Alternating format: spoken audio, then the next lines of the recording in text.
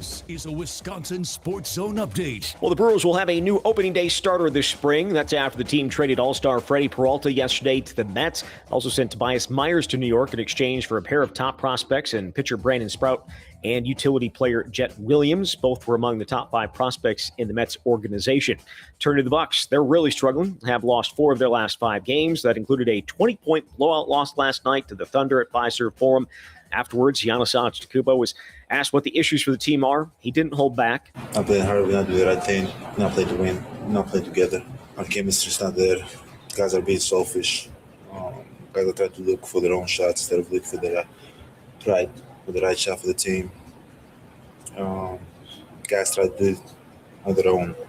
Milwaukee sitting at 18-25 in the year, 11th place in the Eastern Conference. They will host Denver tomorrow night. Turn to the Badgers. They are back in action tonight out at Penn State. Wisconsin looking for a 5th straight win, while the Nittany Lions are looking to avoid an 0-8 start in Big Ten play. At a time when children are in crisis, the Kids Mental Health Foundation envisions a future where mental health is a vital part of growing up, and support starts with all of us. At home, at school, at practice, everywhere kids are. The Kids Mental Health Foundation is the leading organization promoting mental health for children in the U.S. and has free tools and information developed by experts. Having those resources is the same as the CPR class to me. We're trying to save a life here. Check out kidsmentalhealthfoundation.org to get started. Well, the Packers' search for a defensive coordinator continues. Among the names that have interviewed is Bears passing game coordinator Al Harris. Harris should be a familiar name, as he was a starting quarterback for the Packers in the 2000s, including a game-ending pick 6 in the 2003 playoffs against the Seahawks. With this Wisconsin Sports Zone Network update, I'm Zach Heil-Prin. The Brewers might be better in 2 years next. I mean, they will be better next year because they've made this deal. We can't say for sure how many wins they've subtracted from their 2026 team because they don't have Freddy Peralta. I mean, last year, look at Caleb Durbin. No one had any idea what Caleb Durbin was going to do last year, and he ended up finishing, third? I think it was third in Rookie of the Year voting. So weird things can happen. And the Brewers did get 2 guys that they think will contribute at the big league level. And ultimately, their future wins do matter too, even if it's not as rewarding or satisfying as, having that frontline ace that you can turn to 32 times a year. Do I think he'll stay? You got to look at that whole situation. I hope that he does, because I love being part of his career. I've seen him every pitch in his big leagues he's made. It's personal to me. I love the man. I hope he's a Brewer. This is where Wisconsin gathers to talk sports. Packers, Brewers, Badgers, Bucks. The Wisco Sports Show is on the air. Now, here's your host, Grant Bills. I was looking for audio. I was combing through my email. That's the last thing that I had from either Freddy Peralta or someone in the Brewers organization talking about Freddy Peralta. That was Pat Murphy at the winter meetings. Asked if he thought Freddy Peralta would still be around. Not exactly sure what he's supposed to say, right? You can't say, well, we'll probably trade him. You can't say, well, whatever they'll do. Of course you're going to say, of course I want him back. Because what if he's back? Right? And what manager wouldn't want a guy you can turn to 30 times a year, who's a fan favorite, great in the clubhouse? And I think, one of the things that I'll remember most about Freddie, especially the last couple of years, man takes the ball every 5 days. And if you can put together a rotation of guys who can do that, not telling you you're going to win 105 games or you're going to win a World Series, but this is a big part of it. Navigating a Major League Baseball 162-game season, it kind of starts with starting pitchers who can take the ball every 5 days.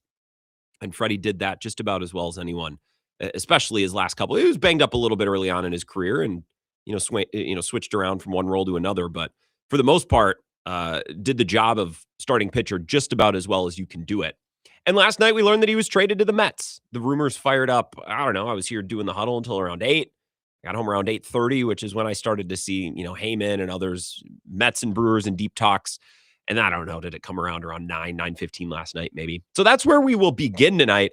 I mean, I'll talk about this deal for 2 hours if you want. Seriously.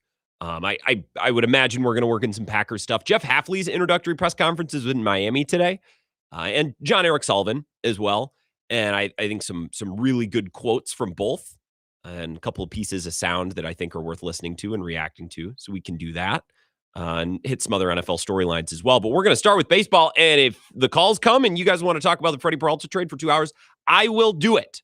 In fact, I'm kind of hoping that's what happens. We'll mix in some football stuff without a doubt. Curt Hogg, the Journal Sentinel, going to be here in a little over 10 minutes. Fresh off his appearance, by the way, on Foul Territory earlier today. Did a great job. I was watching that this afternoon.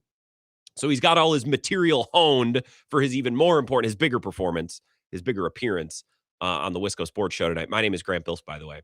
Appreciate you being here. You can follow me on Twitter, and the show streams on my Twitter as well, at Wisco Grant. The Wisco Sports Zone app, that's the place to listen to all our shows, watch all the live streams. And then the show has a Facebook page and a YouTube channel. I'd appreciate if you throw a sub to the YouTube channel, by the way, the Wisco Sports Show with Grant Bills. I do my best to post all of the interviews there individually. Sometimes I slack. I've been slacking the last couple of weeks. I promise I'll do my best to stay on that. I'll start with a couple opening remarks on the Freddie deal. So the Brewers have made a handful of trades in the last, let's say, 5 years that feel pretty similar to this one, okay? Corbin Burns, Devin Williams are probably the two best examples. 1 year left, traded with 1 year of team control. Coincidentally, both of those guys were also traded for two prospects or two players apiece. Corbin Burns went for Joey Ortiz, DL Hall. Devin Williams went for Caleb Durbin, and who the heck was the other one? I don't even remember. There was two, right? I'm not misremembering this. And Brandon Sproat and Jet Williams, now two players coming back from the Mets from Freddy Peralta. Who the hell did they trade with Caleb Durbin? Whatever, doesn't matter. Now, Josh Hader, that's similar-ish to this vein. Now, that one happened at the trade deadline, where they traded him for a handful of prospects with a little bit of team control left. I think the way they handled Willy Adames, that wasn't a trade, but the way they handled Willy Adames is germane to this discussion as well, because that was the one player they decided will run the contract for the final year, and the player will walk in free agency. I don't know if the Brewers ever even tried to bring him back. I don't know. But again, the last 4 or 5 years, Corbin Burns, Devin Williams, Josh Hader, Willy Adames, that's kind of our background. That's our context for a move like this. And I think in the big picture, it's really easy for us as Brewers fans to lump all those guys together and to treat all of those moves as kind of the same thing. And there are similarities, sure, but they're not exactly the same.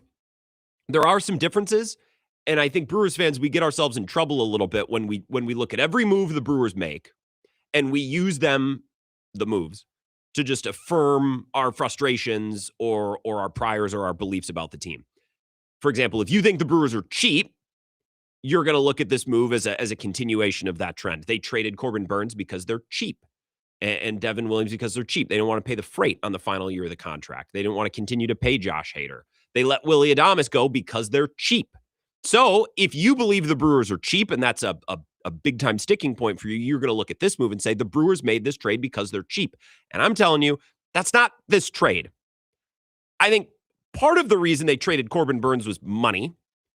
He was making a lot more. He's making like 15, 16 million bucks, I believe, or was set to make that in arbitration. Or that is what he ultimately made. I don't know if that would have been different with the Brewers, but I looked it up today. In his final year under that contract with the Orioles, he made just between 15 and 16 million bucks. That one, the monetary implications were stronger, but they also believe in getting assets back. Player goes out, players have to come back in.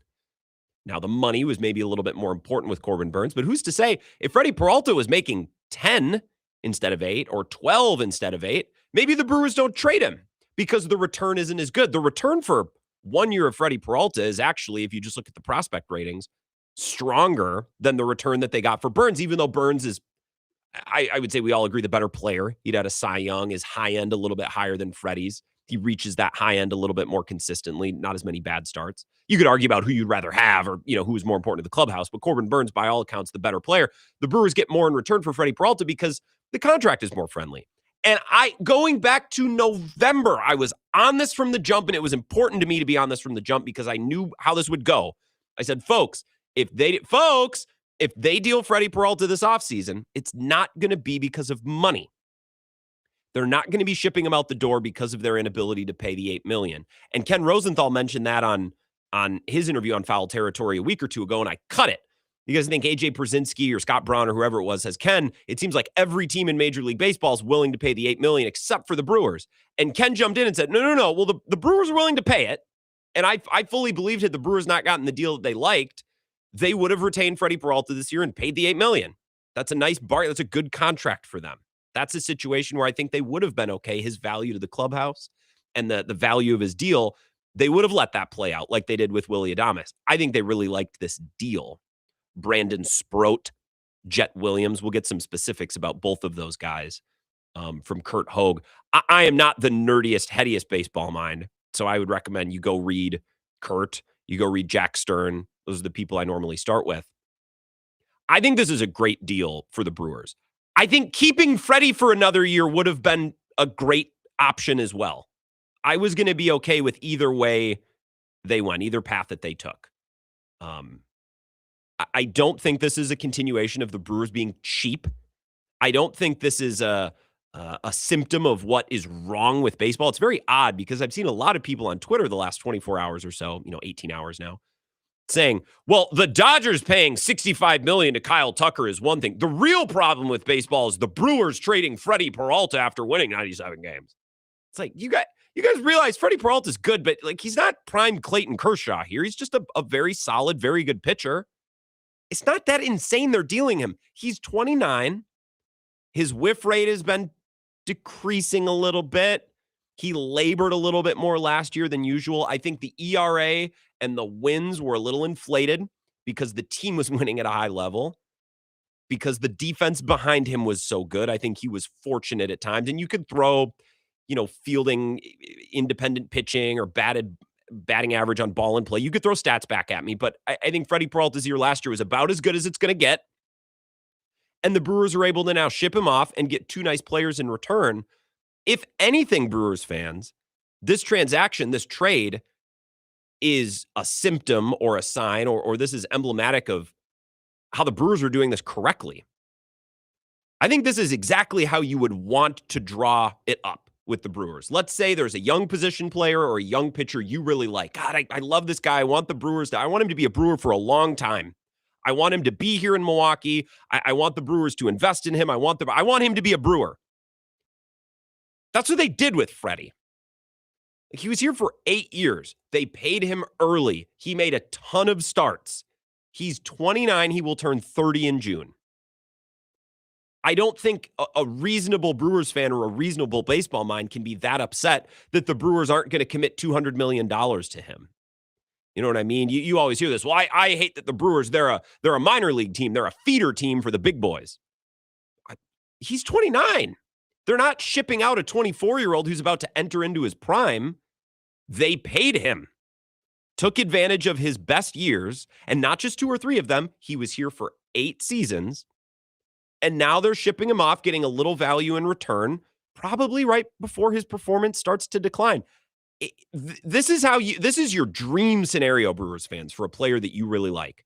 Paid early, you get a nice long 7 or 8 years that's cost controlled, and right before the player turns 30, they go on somewhere else. You get a little bit of scratch back, and that player gets a big time contract from a team that's not you. I don't want to give Freddy Peralta $200 million. I don't want to give Corbin Burns $250 million, and Corbin Burns is better. With all due to Freddie, I think he'll be remembered more favorably because he wasn't such a pill. But Brewers fans, if you have a dream in your mind, man, I wish the Brewers would invest more in their homegrown talent, keep their guys here longer. I want them to continue to wear a Brewers jersey. I want them to be able to have a career in Milwaukee. They did it. Mission accomplished with Freddy Peralta.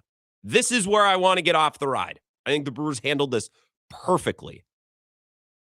And if they would have retained him this year and then lost him in free agency, I would have been happy with that too, because he would have been making $8 million. And assuming he doesn't get hurt, he's going to make 25 to 30 starts for you and be a very productive player and help you win. I think the Brewers nailed this. And if you are angry or if you're upset, you can fan however you want. I would just implore you to take a step back and remind yourself he's 29. He's been here for 8 years. Some of his peripherals are starting to slip. You could find numbers that show me, no, Grant, he's just getting started. Okay, you can find numbers that can say anything, I suppose. We can agree to disagree. But if you're mad, the Brewers, the economics of baseball, the small market, just take a step back. He's 29, not 25. He's played here for 8 years. The Brewers paid him early. They didn't cheap out on him. They paid him early and were rewarded with a couple of awesome, economically, really, let's say, efficient seasons of him only making $8-ish million. Great deal for the Brewers. But we've been so conditioned to complain every time the Brewers trade some away. Oh, the Brewers are cheap. Oh, baseball's boning us. No, not here. This is not another example of the Brewers being cheap. This is not an example of the marketplace of baseball boning the Brewers. I think this is a 10 out of 10 win for the Brewers. I think it's a pretty good deal for the Mets, too. Let's talk with Curt Hogg, the Journal Sentinel, going to join us next to talk about, I want to ask him how this trade maybe relates to some of the previous trades that I mentioned, Corbin Burns, Devin Williams. I want his thoughts on the prospects that coming back in this deal, like Sproat and Williams, and some bigger picture questions about the direction of the Brewers and their prospects for this season. So we'll connect with Curt Hogg, returning to the program. It's been too long. He'll join us next. This is the Wisco Sports Show with Grant Bills on the Wisconsin Sports Zone Radio Network.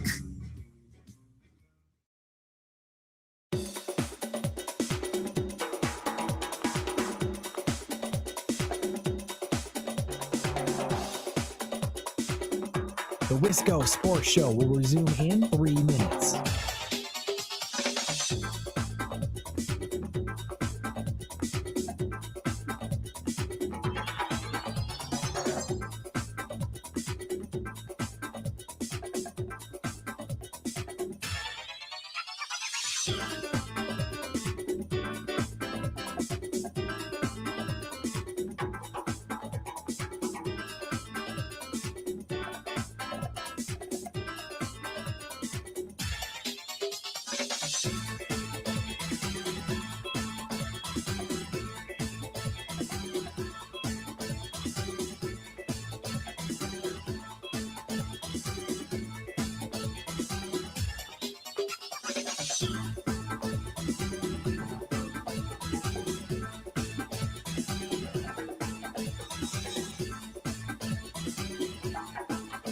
The Wisco Sports Show will resume in 2 minutes.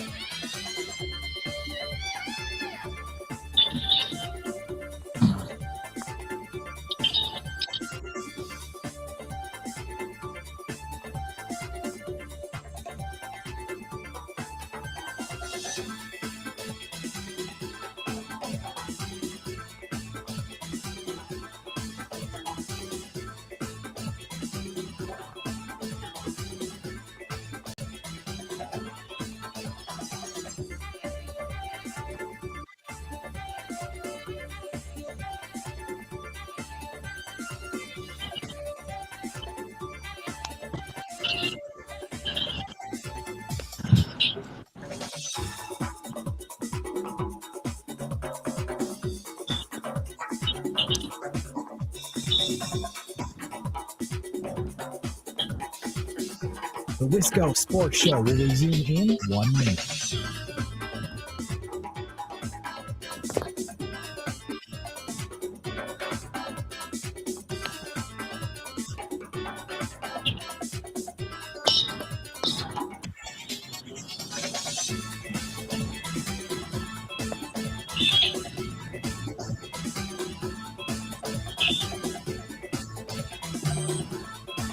So far, 7.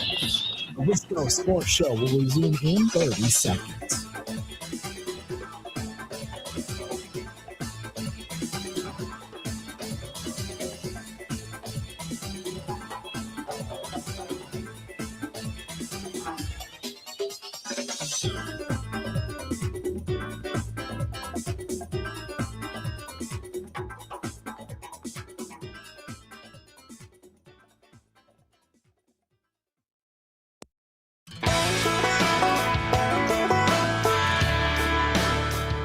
Wisco Sports Show. I want to take some calls on the Brewers. I'll talk about this Freddy Peralta trade until 6 o'clock if you want. I do have some Packers things to discuss, some NFL stories. Jeff Hafley was introduced today. He shook his rear end at that press conference. I was reading some tweets from Dolphins beat reporters. Yeah, they're buying what he's selling. They're buying. That man can own a press conference. Curt Hogg joining us now. The Journal Sentinel, fresh off his appearance on Foul Territory today. So he should have all of his material worked out, all of the kinks prepared for this show. Curt, we were just texting the other day about how I was hoping for a reason or an excuse to talk Brewers baseball, and Well, they weren't going to sign some massive free agent, so if this was going to happen, it was probably going to be because they were trading someone away. So nice to see you, despite the circumstances of losing Freddie. If it was going to happen, it had to happen yesterday or today, because Grant, the world is ending. Tomorrow. With exploding trees? Are you prepared? Yes. Humans are not. I'm never allowing any boomer to talk about the Ice Bowl ever again. I know there's not a football game being played. There could be. Maybe if your behind shaker Jeff Halfley had figured it out. That's true. But actually, I guess they wouldn't be at home anyway. They're the 7th seed. But it is going to be so cold. Yeah. Are you going to be able to take Moose on a walk? Are you going to hole up in the house? So Moose doesn't go on walks. Is that right? He's the world's only golden retriever who is afraid of the outdoors. This is great. Oh, he hates it. He's an indoor boy. Both of you this weekend. You could sit inside. You could stay warm. Let's start with this. In what ways is the Freddie trade similar and different to the trades of Corbin Burnes and Devin Williams previously? Sure. I mean, the similarities, I feel like that one's obvious. So I don't need to spend too much time on that. I think it's different in two ways. One is and I could be wrong about this. This is a little inferring. Okay. But the Corbin return felt to me like we are going to trade this guy. And that they did it that close to spring training. Granted, it's like, 2 weeks before this trade happened? But still, that's 2 weeks at this point of the offseason in terms of trading guys, a long amount of time. Mm-hmm. Whereas this one, I think the Brewers wanted to trade him, and the likelihood was that he was always going to get traded, but it was not a must. The Mets or someone else had to meet the price, and it seems like the Mets more than met that price because the Brewers they liked it so much they're like, fine, take Tobias Myers. So I think that's different. And then also, like, I think the impact of Freddie is also a little different on the clubhouse. Just being, he's 8 years in with the team. Corbin had been really a contributor for 4. So that's a big difference as well as like just kind of their leadership styles and roles too.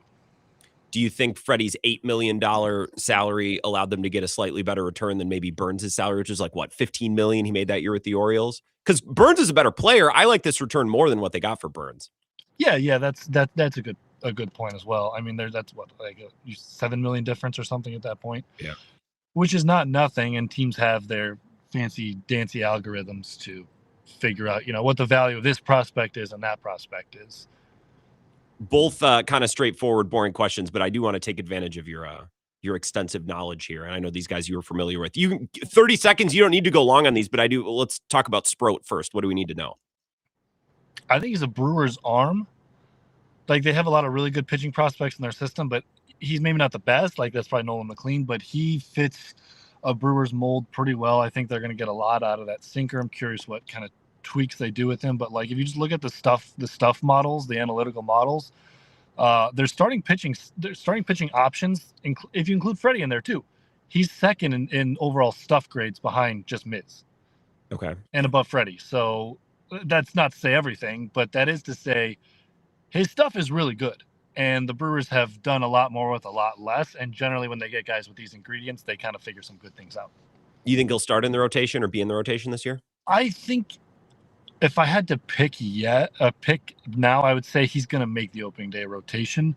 I don't know exactly how they're going to make that decision in spring training, but they do value their. I don't know exactly what their internal models are going to say either, but they'll value the stuff in their decision making. I mean, that's why Miz kept getting chances, and it worked in the end because they're just like pointing to the computer dashboard. Well, and he's how tall and he throws how hard. Like, at some point, it did have to come around. What's to like about Jet Williams? Shortstop, combo center fielder. That's what we're working with, right? Yeah. Who are you asking? Pat Murphy? Pat Murphy probably likes that he's 5'7". That he's tiny. Yeah. He's tiny. Caleb Durman probably also likes that he's 5'7". No longer the only one at that height. Yeah. But the thing is, he's not your average 5'7" player, as if there's a lot of them outside of Milwaukee in the major leagues. But he's not your average 5'7" player because he packs punch. Like, it's legitimate power. He hits the ball in the air. It's just a matter of like which position is his defensive home, and is he going to get to it enough? Like, is the hit tool good enough? Sure. And do you think he's a guy who could push Joey Ortiz? They're probably looking for somebody to push Ortiz. I mean, their dream is probably Ortiz improves a little bit and he's the shortstop again this year, right? That's the goal. Look, that's the thing. Well, yeah. So Joey Ortiz is the shortstop. He has always been the shortstop. Like that. Mm-hmm. That has never been something I've considered. They're going to pay the price to get a shortstop this year. And also, look, Grant, you know me. I need to get my eyes on the guy. I need to see him take grounders. Like when I saw Caleb Durbin, man, my eyes said this guy can't field, and well, my eyes were incredibly wrong. So maybe I don't actually need to see him. But look, I can't speak too much to his defense, but from a couple of the people around baseball that have watched him for a long time, he plays second, he plays short, he plays center, but does he play any of them? Does that make sense? No. That makes perfect sense. So, I would look. The Brewers have guys that are going to push Joey Ortiz out. Not so much this year, but maybe in future years. I would say that he is behind Pratt and Made in terms of like comfortableness at shortstop, and they have Terang as well. So I'm not sure he's going to play shortstop. He can play it, but I'm not sure that's his best position. And then they have guys that can do it. Curt Hogg is here, Journal Sentinel. New episode, Emergency Microbrew out with JR today, and the belt line was backed up to John Nolan today, so I appreciate it. I had so much time to listen this morning. Wait, John Nolan to where? God only, I don't know. To Whitney Way indefinitely, which is effed because this is the cleanest the roads have been in 2 weeks. It was bone dry. It was chilly, but it was bone dry. So I got to listen to the whole thing this morning. So you should as well. The podcast he does with JR. You mentioned Made, Pratt, Pena's in that group. Ortiz, Durbin, Terang all have a handful of control. So they got all these players, right? Am I crazy to dream potentially about the Brewers at some point packaging some of that and taking like a Yelich-like swing? We're not going all in on like some superstar player, but a player that we believe is an asset somewhere that's not being taken full advantage of, and we try to take a swing to find our next Yelich or our next Contreras, something like that. Yes. I am crazy. Is that my question? I am crazy to think about that? Well, yeah, your question was you are crazy. I think maybe not crazy, but you would be a little misguided. It's not that they won't do it. The system is now deep enough and in specific spots where like that is the one area where we've seen Matt Arnold as the head of baseball ops be willing to deal. It hasn't been in like for big names unless you're a big Asturi Ruiz guy. I don't know. I don't mean to assume. Thank you. So it's that and like Arenamo, right? Okay. And Yofri Rodriguez. Like they have a lot of. You make a great point. You dangle Luis Pena maybe, and more, in order to acquire someone. But the Brewers under Arnold have not deviated from like a few principles. You know what I mean? Mm-hmm. And selling a bunch of prospects does not seem to be in Matt's DNA. So like you can say it's good, you can say it's bad. I'm not here to say which side of the coin it is, but I think it would have to be another Yelich-like player where he's got, I think he had 4 or 5 years of team control left at that point on an affordable deal. So like Freddy 3 years ago, someone like that, a player with 3 years of team control of an arbitrate, something like that. It's not going to be a big swing for a 1 year, 1.5 year guy. Yeah, so 100%. It would be a player who's young, who they're like, this guy's about to break out. We really like that guy. And then for that to happen, especially with the way that Arnold works, like they then have to like the Brewers guys. Like it would have to be very specific. I just wonder with Contreras probably on his way out, although they probably think Churrio's our superstar. He came internally.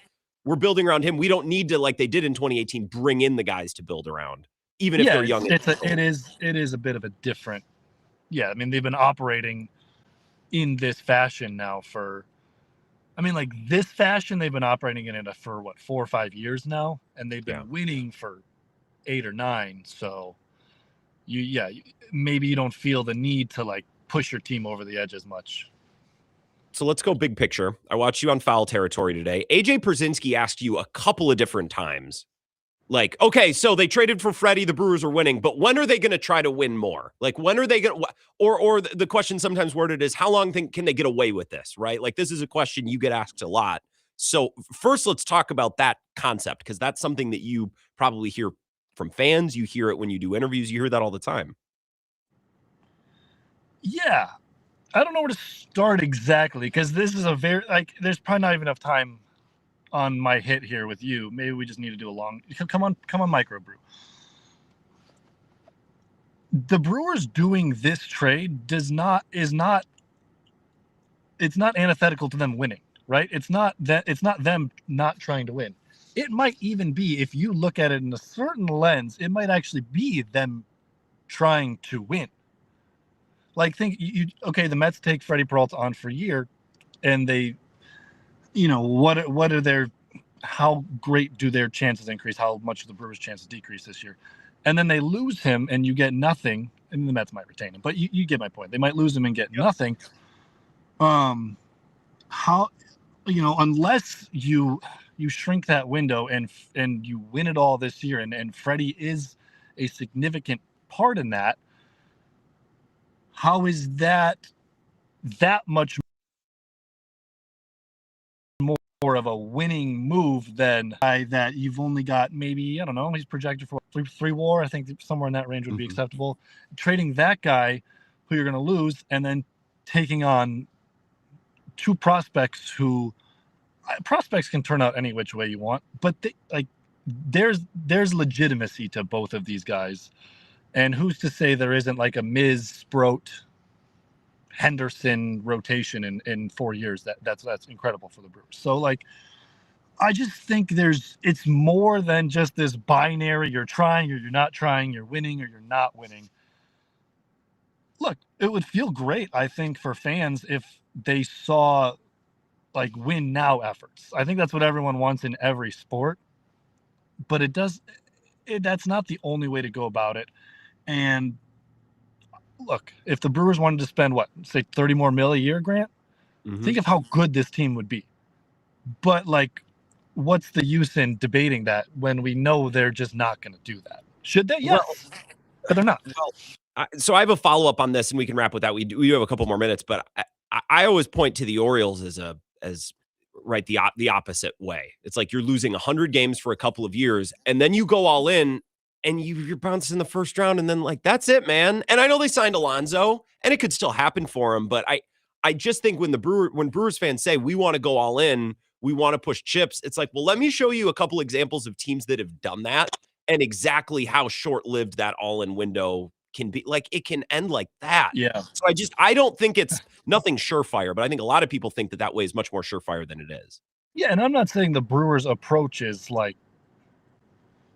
above question. You can't knock it at all. I mean, look, they didn't win a freaking playoff series until this year, and it took them 5 games, and they got swept right after. So it's not like there's some infallible unit that you can't. But it is an approach. Criticize. It's a uniform approach. Right. And behind it. It's clear what they're trying to do, and it's clear that to some degree you can debate how much it works because they win regular season baseball games.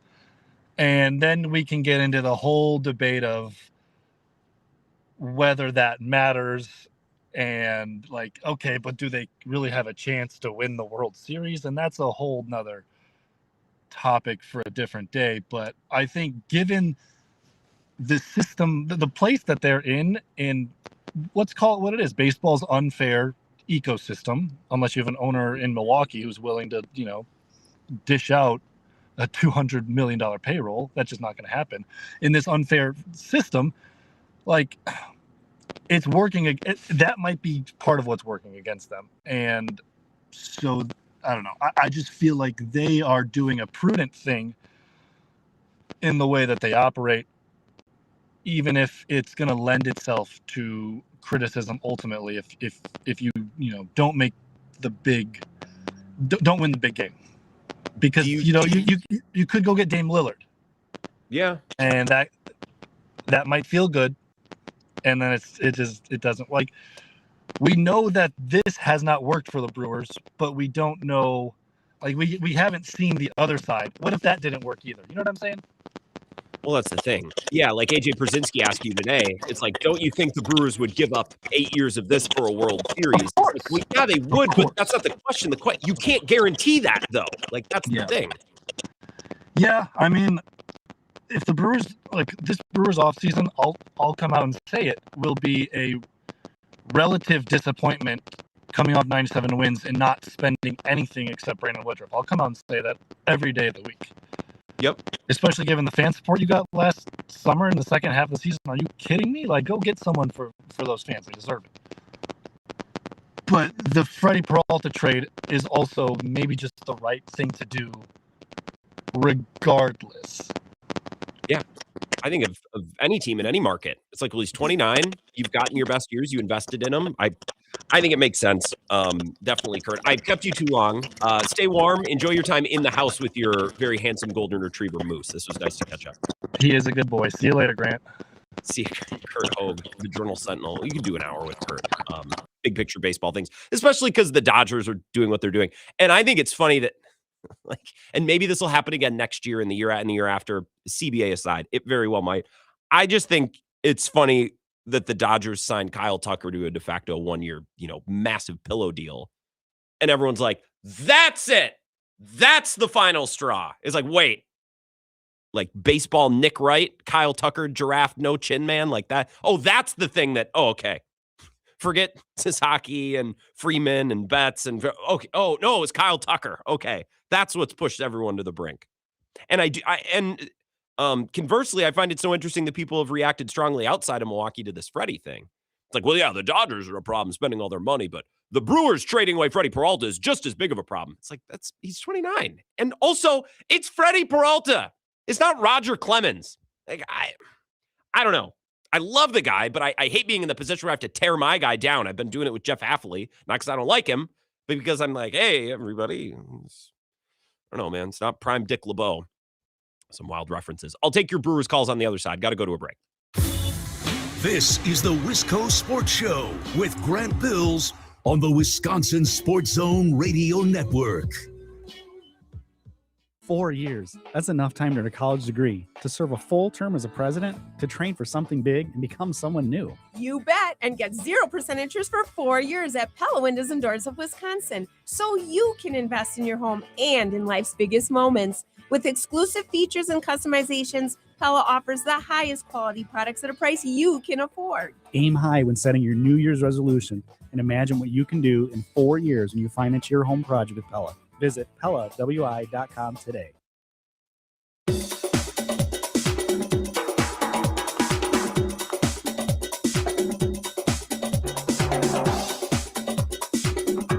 The Wisco Sports Show will resume in 5 minutes.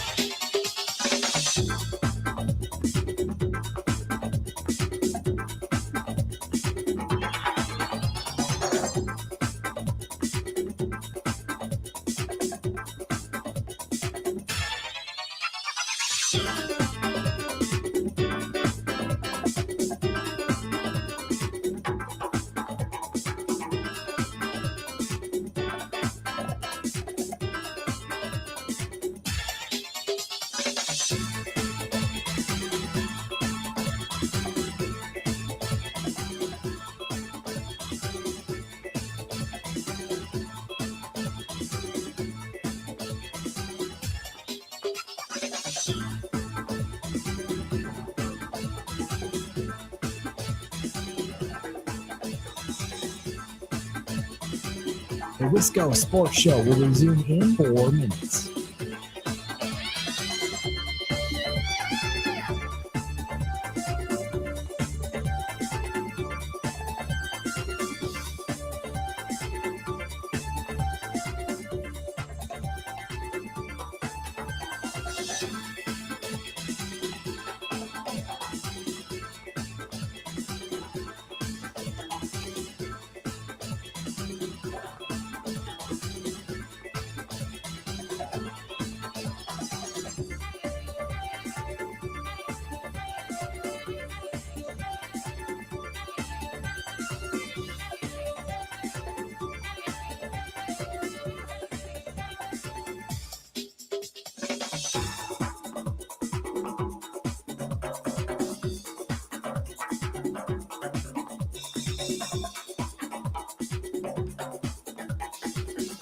The Wisco Sports Show will resume in 3 minutes.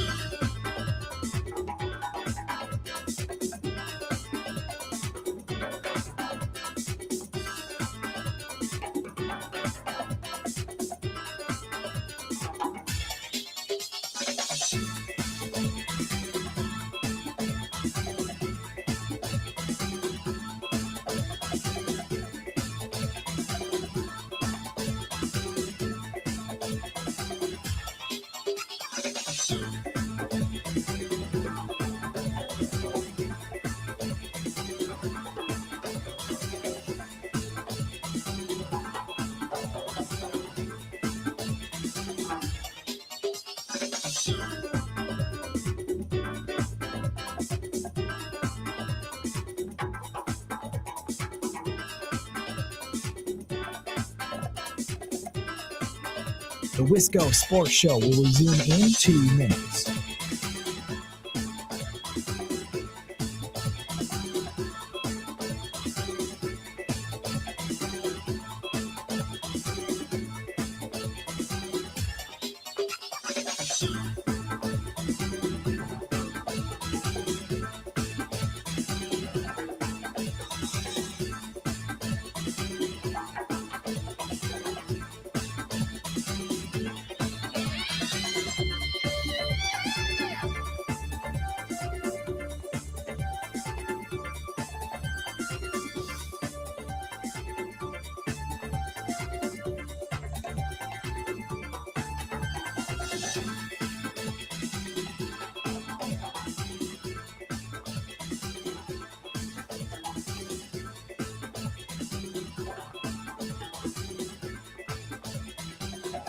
The Wisco Sports Show will resume in 1 minute.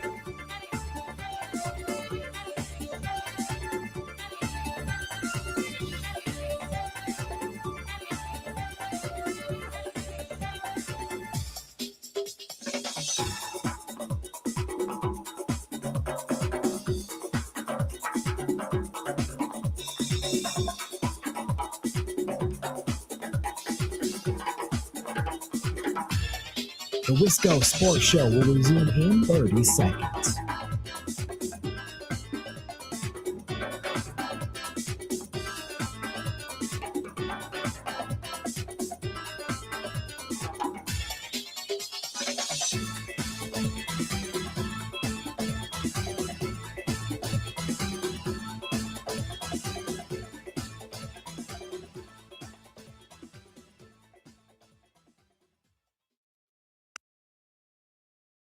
Yeah, Bill, if they're going to spend any money, I don't want to see them spending $200 million on Freddy Peralta.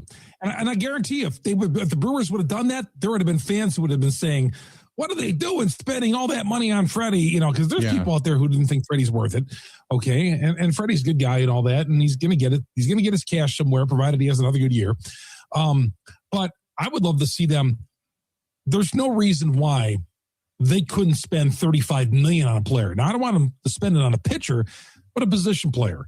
If there was a third baseman out there that you could spend 35, and I didn't want to spend money on Bregman. I just thought that the Cubs overspent on that. They got locked in for 5 years, and that's going to be a disaster, I feel, at the end of that deal. And when you sign players in your mid-30s, too, or lower 30s to multi-year long contracts like that, there's going to be a problem at the end, just like the Brewers had with Lorenzo Cain, but it wasn't the same price as Bregman. So, yeah, I think they can sign. There's no reason why they cannot go out there and find themselves and spend some money on at least one player. The money is there. But to spend it on pitching, the Brewers will never do that on pitching. A little bit of Chuck Freeman on with Bill earlier today when he said the Brewers should not spend $200 million on Freddie. Thank you. So if you think that the Brewers should have kept him for one more year, wrote it out, let him walk in free agency, that's fine. That's a fine opinion to have. I would have been okay with it too. And maybe I'd hold that opinion if I didn't think the return was good. Like, I didn't think the return for Williams or for Burns was that awesome.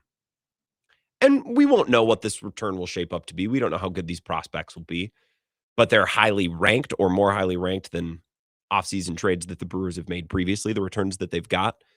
They got a pitcher who I think is better than DL Hall and I know is better than Nestor Cortez, who, by the way, was the second piece in the Devin Williams trade. I couldn't even remember that earlier in the show. I'm like, yeah, they traded Williams for Durbin, and who was the other one? I couldn't remember. Thank you, Tyler in Massachusetts on the live stream. He's like, yeah, it was Nestor.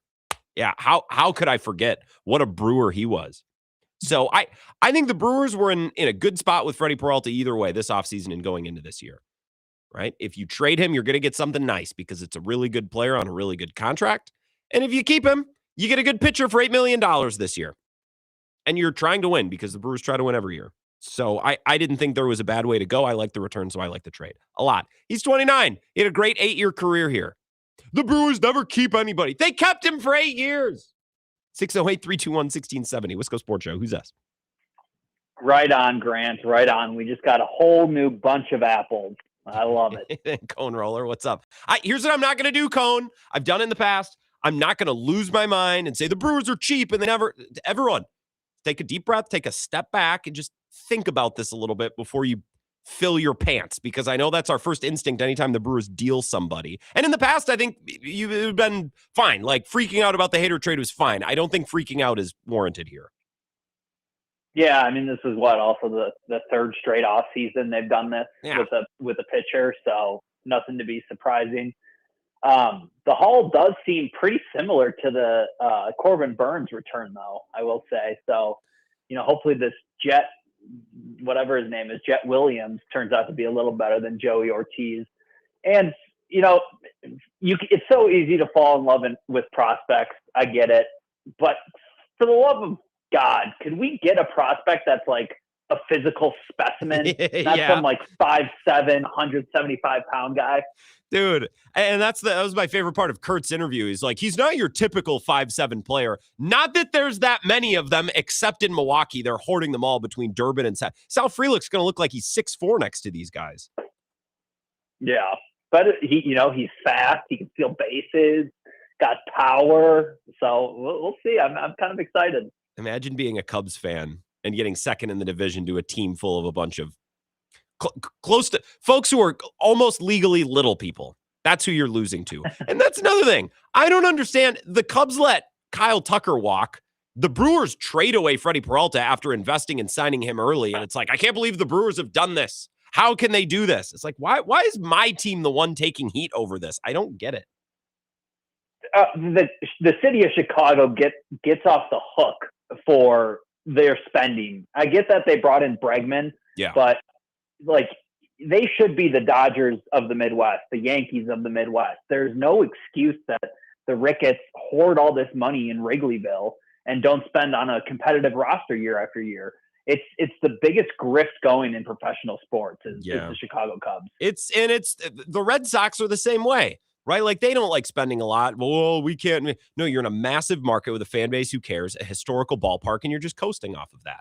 So again, the way people are reacting to this, Cone, this is the thing that I keep seeing. Well, the Dodgers spending is a problem, but the bigger problem is the Brewers trading away their ace. It's like, you guys, Freddie's good. He's a fine player. He's not a player who should create national discourse. Does that make sense? Yeah, he's our ace, but he's not an ace. Someone has to be an ace on every team. And again, I hate when this happens where I have to be the one, I have to be on the side where I'm criticizing my own guy who I like, but I got to do it with Freddie, and I've had to do it with Halfley too. And what a performance he gave at the podium today, Cone. We'll do that. The last 5 minutes of this hour, we'll play a couple of cuts. He put on a show down in Miami today. He was cooking. I already saw a few, Miami Dolphins beat reporters swooning all over him. Mm-hmm. It was chalk that this is how this would play out. Lastly, are our Badgers going to take care of Penn State tonight? They should. Yeah, I think so. Winning 4 in a row does worry me a little bit that, they're due for a loss, but they've had a good amount of time to rest up since Saturday. So, why not? They should win. No reason they shouldn't. And they're at Penn State tonight, right? That's where they are? Yes, okay. I believe so. And I saw an article on Facebook that, John Blackwell's now dating Sydney Sweeney. So no kidding. I hope that doesn't come into play, fog up his judgment. Was it like, what was the news source? Like Badger end zone 5th quarter dot beat writer or something? One of those? I don't even know. Wisconsin Badgers now. Yeah, exactly. Appreciate it, Cone. Have a good one. Yeah, Cone Roller. Thank you for the call, Cone. Yeah, I hate that I've now had to do this twice in 1 week, where it's like, all right, everybody, I like Jeff Hafley, but can we take a second here to, may I respectfully try to put this into perspective? And now we're doing it with Freddie. It's like, hey, everybody, like, I like him, but you would think reading the tweets and listening to the segments on baseball shows, you would think the Brewers just traded the best pitcher on planet Earth. He's good. He's a good pitcher. We could have gotten to some comps. I didn't really want to spend our time with Curt talking about Freddy Peralta's place in Brewer history. Maybe we can do that another time. He feels very Giovanni Gallardo-ish to me. And I don't even know how their stats compare. I know Freddy Peralta struck out 1,000. I think he's third all time in Brewers history in strikeouts. Great player. I'll remember him for a long time. We'll look back very fondly. Very good, probably Walk of Fame, Brewers Hall of Fame, that whole thing, yeah. But a very good pitcher. Not a pitcher that needs to create national discourse, which is what happened over the course of today. Time for one more call here. Wisco Sports Show. Who's this? Hello? All right. Hello? Yes. Who's this? Denny from Holman. Hey, Denny. Oh, Denny, what's up? You're a pro. Come on. What's going on? Well, you know what? It's kind of, I agreed 100% with you and Colin because, basically, Freddie had his days, too, where he didn't perform that great, like even, in the playoffs against the Cubs and stuff. And, I mean, sometimes in 4 innings, he had 120 pitches, I mean, he had his good and bad, too, just as anybody else. Yeah, I think there were moments with Freddie where it's like, here we go, where it just comes off the rails. Hey, I want to commend you for your talk about Fickle yesterday, because that is so unusual. I mean, the guy goes, we don't have our guys, but we got a good group in here, and now we just got to form and all that. It's like, why do you think 40 guys left in the transfer portal? Oh, it's fine. Denny, I got to run. I'm going to cut you off. That was a good call. You're not the only person who's told me in the last 24 hours now. It's like, that was a great segment yesterday with the Luke Fickell sound. I cut a bunch of sound bites of Luke Fickell thinking we can do a segment and listen to Luke Fickell, and I couldn't make it through the cuts. They were so boring. So all it was me playing 30 seconds, then being like, all right, this sucks. Let's try another one. That's all the segment was. And I'm glad that people got some entertainment value out of that. Jeff Hafley, opening remarks in Miami. The media, the beat writers down there are buying what he's selling. I don't blame them, but we're going to listen to a little bit of that. I'll give you some context on this next as we wrap up our number one. This is the Wisco Sports Show with Grant Bills on the Wisconsin Sports Zone Radio Network.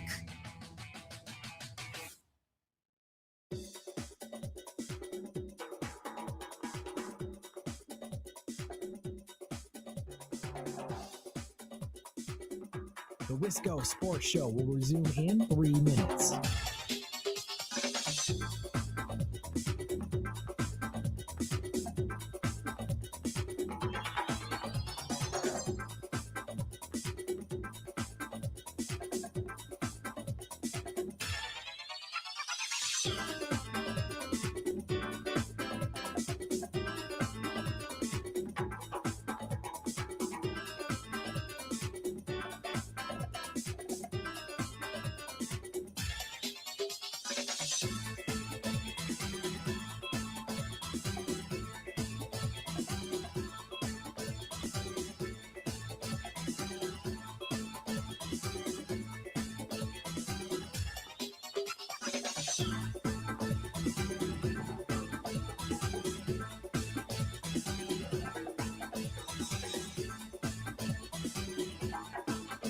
The Wisco Sports Show will resume in 2 minutes.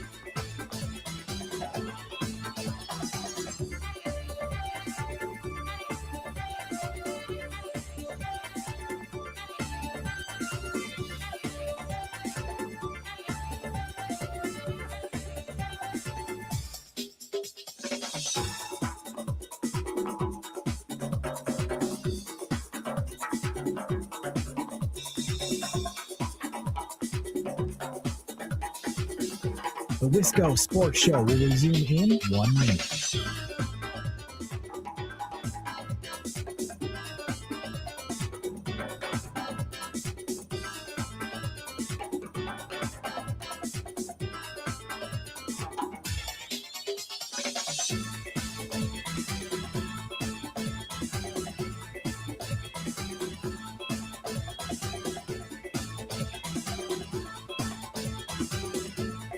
The Wisco Sports Show will resume in 30 seconds.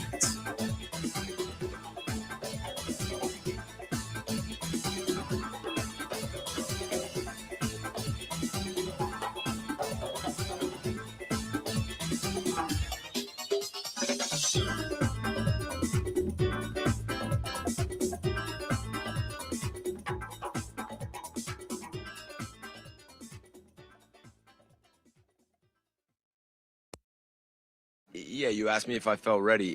The other thing that I want to reiterate is, I went on a lot of Zooms. I went on 6 Zooms. I had 6 teams call me right after to try to set up a flight to go out there. And most know those teams just by reading through it. I chose to come here first. And that was very important to me. I wanted to get a feel not only for John Eric, but I wanted to get a feel for Mr. Ross and the entire organization. And those conversations led me to want to be here. Am I ready? I kind of took you through my journey, where I've been, what I've done, and the head coach experience that I've had, and then going back and being a coordinator and running a whole side of a room and really being the head coach of the defense. I do believe I'm ready. Now, are there going to be things that I learn as we go through this as a first-time NFL head coach? Yeah. I mean, that's life. But what I'm going to do is I'm going to make sure I surround myself with great people and do everything I can that if I do make those mistakes, that I won't make them again. But I feel more than ready and more than ready to do it here. Jeff Hafley, I cut a couple pieces of sound. I'll mix them in throughout tonight's show. But if you search, again, I'm sorry, I'm not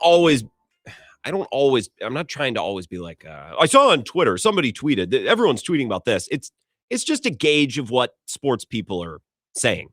So when I reference Twitter here, if I just search Hafley, I'm going to get a bunch of tweets stemming from his press conference. So what it is just a bunch of comments that have been posted by Dolphins people. Let me read you a couple.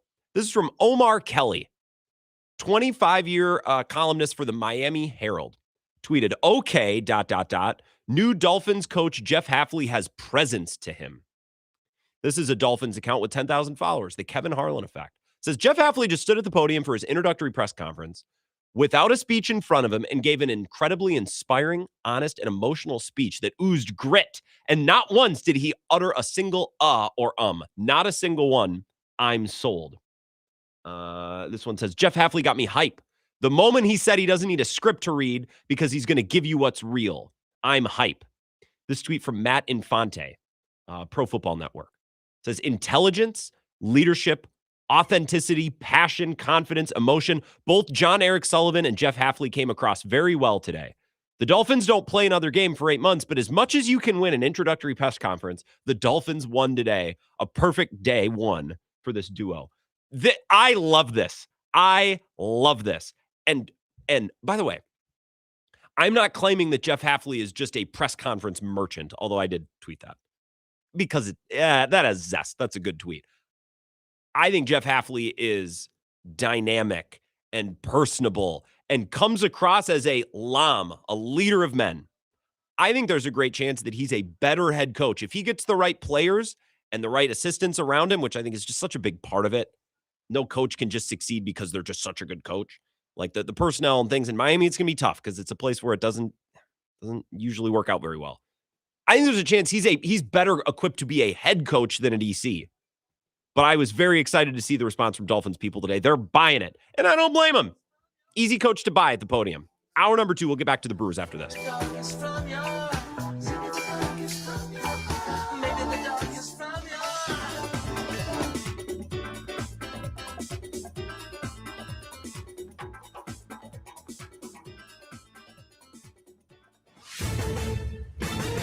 This is a Wisconsin Sports Zone update. Well, it's game day for the Wisconsin basketball team. They're going to take on Penn State tonight out in Happy Valley as they look for a fifth straight win. Badgers have taken big steps since losing to Purdue a few weeks ago, something that should have been expected after having to replace so many guys from last year's team. Coach Greg Gard knew it wouldn't happen right away. We have to have reps together. We have to go through losing together. We have to figure out what everybody's about and how do we handle adversity, and then how do we grow together. And they've done a good job of understanding everybody's strengths and trying to minimize everybody's weaknesses and get better. That's the bottom line. We got to individually and collectively keep getting better. Wisconsin sitting at 5-2 in Big Ten play has them a game and a half back of second place in the conference. Penn State, meanwhile, the only winless team left at 0-7. Tip is slated for 6. Turning to the Bucks, they got blown out last night at home to the Thunder, losing 122-102. Afterwards, Giannis Antetokounmpo was asked what was going wrong. He said it was a mixture of lack of chemistry and selfishness. Milwaukee just 18-25 on the year, and on the outside looking in on the playoff race, they will face Denver tomorrow night. At a time when children are in crisis, the Kids Mental Health Foundation envisions a future where mental health is a vital part of growing up, and support starts with all of us. At home, at school, at practice, everywhere kids are. The Kids Mental Health Foundation is the leading organization promoting mental health for children in the U.S. and has free tools and information developed by experts. Having those resources is the same as the CPR class to me. We're trying to save a life here. Check out kidsmentalhealthfoundation.org to get started. Well, the Packers continuing to look for a new defensive coordinator. Vikings passing game coordinator Durante Jones, the latest to interview for the job, that became available after Jeff Hafley took over as head coach in Miami. Meanwhile, Micah Parsons among the finalists for Defensive Player of the Year after putting up 12.5 sacks in 14 games for his injury. With this Wisconsin Sports Zone Network update, I'm Zach Heil. The Brewers might be better in 2 years next. I mean, they will be better next year because they've made this deal. We can't say for sure how many wins they've subtracted from their 2026 team because they don't have Freddy Peralta. I mean, last year, look at Caleb Durbin. No one had any idea what Caleb Durbin was going to do last year, and he ended up finishing third? I think it was third in Rookie of the Year voting. So weird things can happen. And the Brewers did get 2 guys that they think will contribute at the big league level. And ultimately, their future wins do matter too, even if it's not as rewarding or satisfying as, having that frontline ace that you can turn to 32 times a year. Do I think he'll stay? You got to look at that whole situation. I hope that he does because I love being part of his career. I've seen him every pitch in his big leagues he's made. It's personal to me. I love the man. I hope he's a Brewer. This is where Wisconsin gathers to talk sports. Packers, Brewers, Badgers, Bucks. The Wisco Sports Show is on the air. Now, here's your host, Grant Bills. All right, hour number 2. By the way, coming up at 6 o'clock, Thorson and Heilprin live at Monks and Sun Prairie. So for our WOZN audience here in Madison, our flagship station, not that that means anything, but that's a thing radio people say.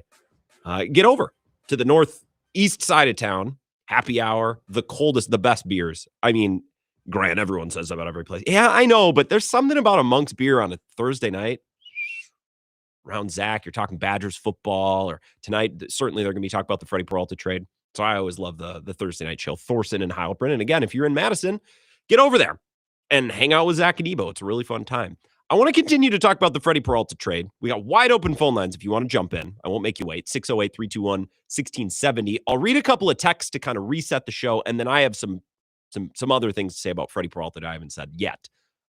Great man Mike says, Grant, the reason you are crazy is because somebody paid Kyle Tucker $60 million a year. There are no more standards in baseball, and the Brewers will not be able to compete for anybody besides first-year contract guys. Okay. So what I said about Freddy Peralta, and I think this is what Grain Man Mike is responding to, if you are someone that's frustrated with the Brewers because you feel they are a team that's simply a feeder system for the big market teams, why can't we ever keep our own guys? Why can't we ever have a Brewer? Why do we just need to be so thankful for the couple years we get them before we got to ship them off or before they sign for big money elsewhere, contracts that we can't afford, contracts we can't keep up with? If that's your feeling, and I think we all feel like that at different times, but if that's your feeling, the career trajectory of Freddy Peralta should be viewed as the perfect scenario. That's exactly how you would want it to play out. Paid early, cost certainty for 6, 7, 8 years, and then just as they're about to peak, you trade them away. You get a little something back. And then they go sign some contract elsewhere anyways.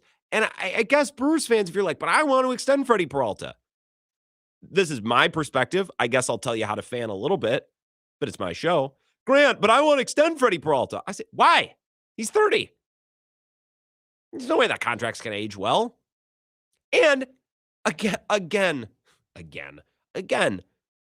Freddy Peralta is good. He's not all that. People are reacting to this trade nationally like the Brewers just gave away prime Pedro Martinez. Freddy Peralta is a good pitcher. The Mets will be better off for having. I'm not even saying that the Mets made a bad deal. The Mets will be better off with Freddy Peralta there this year. I'm not saying that he's about to fall off a cliff or he's going to suck. Brewers fans, part of the fun part for me of being a Brewers fan is that we get to laugh at other teams who sign bad contracts. I enjoy it personally. I do. Can you believe them? They just gave $250 million to a pitcher who's about to be 30. Can you imagine? It's like investing in. This is another thing. If you are not someone who is supremely wealthy, did you hear about our friend Steve? He just bought a speedboat. You talk about you know what boat stands for? Break out another 1,000. What a dumbass investment. Now, wouldn't we all love to buy a boat? But when you don't have the money to buy a boat, what do you do instead? You can't buy a boat. The next best thing is making fun of the a-hole who can buy a boat because it's a bad investment and it's going to be nothing but the 2 best days in a boat owner's life, the day you buy it and the day you sell it. It's the same with these contracts. Part of Brewers fandom that I enjoy is we get to be picky and snobby about the types of contracts our team signs. I don't want to pay a 30-year-old starting pitcher. Doesn't mean that he won't be good, but to do the Colin Cowherd meme, we're good, bro. You can go. Go to the Mets. We'll take some assets back. Go sign a big-time deal somewhere else and enjoy your early 30s. We're good, bro. You're all good. You can stay. You don't have to. You can stay. You don't have to. For one more year, $8 million would have done it. But we're good. We're good. So Brewers fans, if you're like, we never get to keep our guys, I guess then I would ask you, how much longer do you want to keep a professional athlete? 8 years is a long time. Do you want him here for 15? You want him here for 10, 11, 12 years? Guys, that's not how professional sports works. So it sucks to see a player go. It sucks to see a face of the franchise type player go. I guess I'm telling you a little bit to suck it up, Buttercup. That's professional sports. He was here for 8 years. The Brewers got a lot of good value. I think this was the best case scenario for any player that you'd want in Milwaukee as long as possible. Let's see. This text, I don't have a number or a name for this. Your competition went syndicated. I've always listened to your show some, but I've been listening to Bill Michaels more than I used to. Oh, thank you for the thank you for the observation. And then a text about Jim Leonard. Maybe we'll get into Packers DCs a little bit later on in the show. There's another thing. There's another Freddy Peralta thing that's been bothering me. One more text just came in. Dan in Janesville. He's not just good. I'm okay with the trade, but he's better than just good. Top 5 in wins and top 10 ERA. Yeah, I would tell you wins can be misleading. Guys, he was very good last year. Won a lot of games. The Brewers won a lot of games. The Brewers won a ton of games. Freddy Peralta is the guy who took the ball every day. Won a lot of games. Placed high in the Cy Young voting. His whiff rate is down. He's not an efficient pitcher. A lot of non-competitive pitches with two strike counts. I'm good. We're good. This text just says, do you still want Yelich? No, exactly. God, why do we always keep our guys? Well, they kept Yelich, and all you guys do, and I'm at the forefront of this, all you guys do is bitch. So I guess a little tough love for Brewers fandom today. If you're feeling cheated, if you're feeling like your team is cheap, toughen up, Buttercup. He was here for 8 years. Great contract, great performance. He's about to be 30. Go require Tommy John on someone else's dollar. Maybe. I'm not wishing that. Although Corbin Burns down in Arizona, have Tommy John on someone else's time, buddy. I don't need it.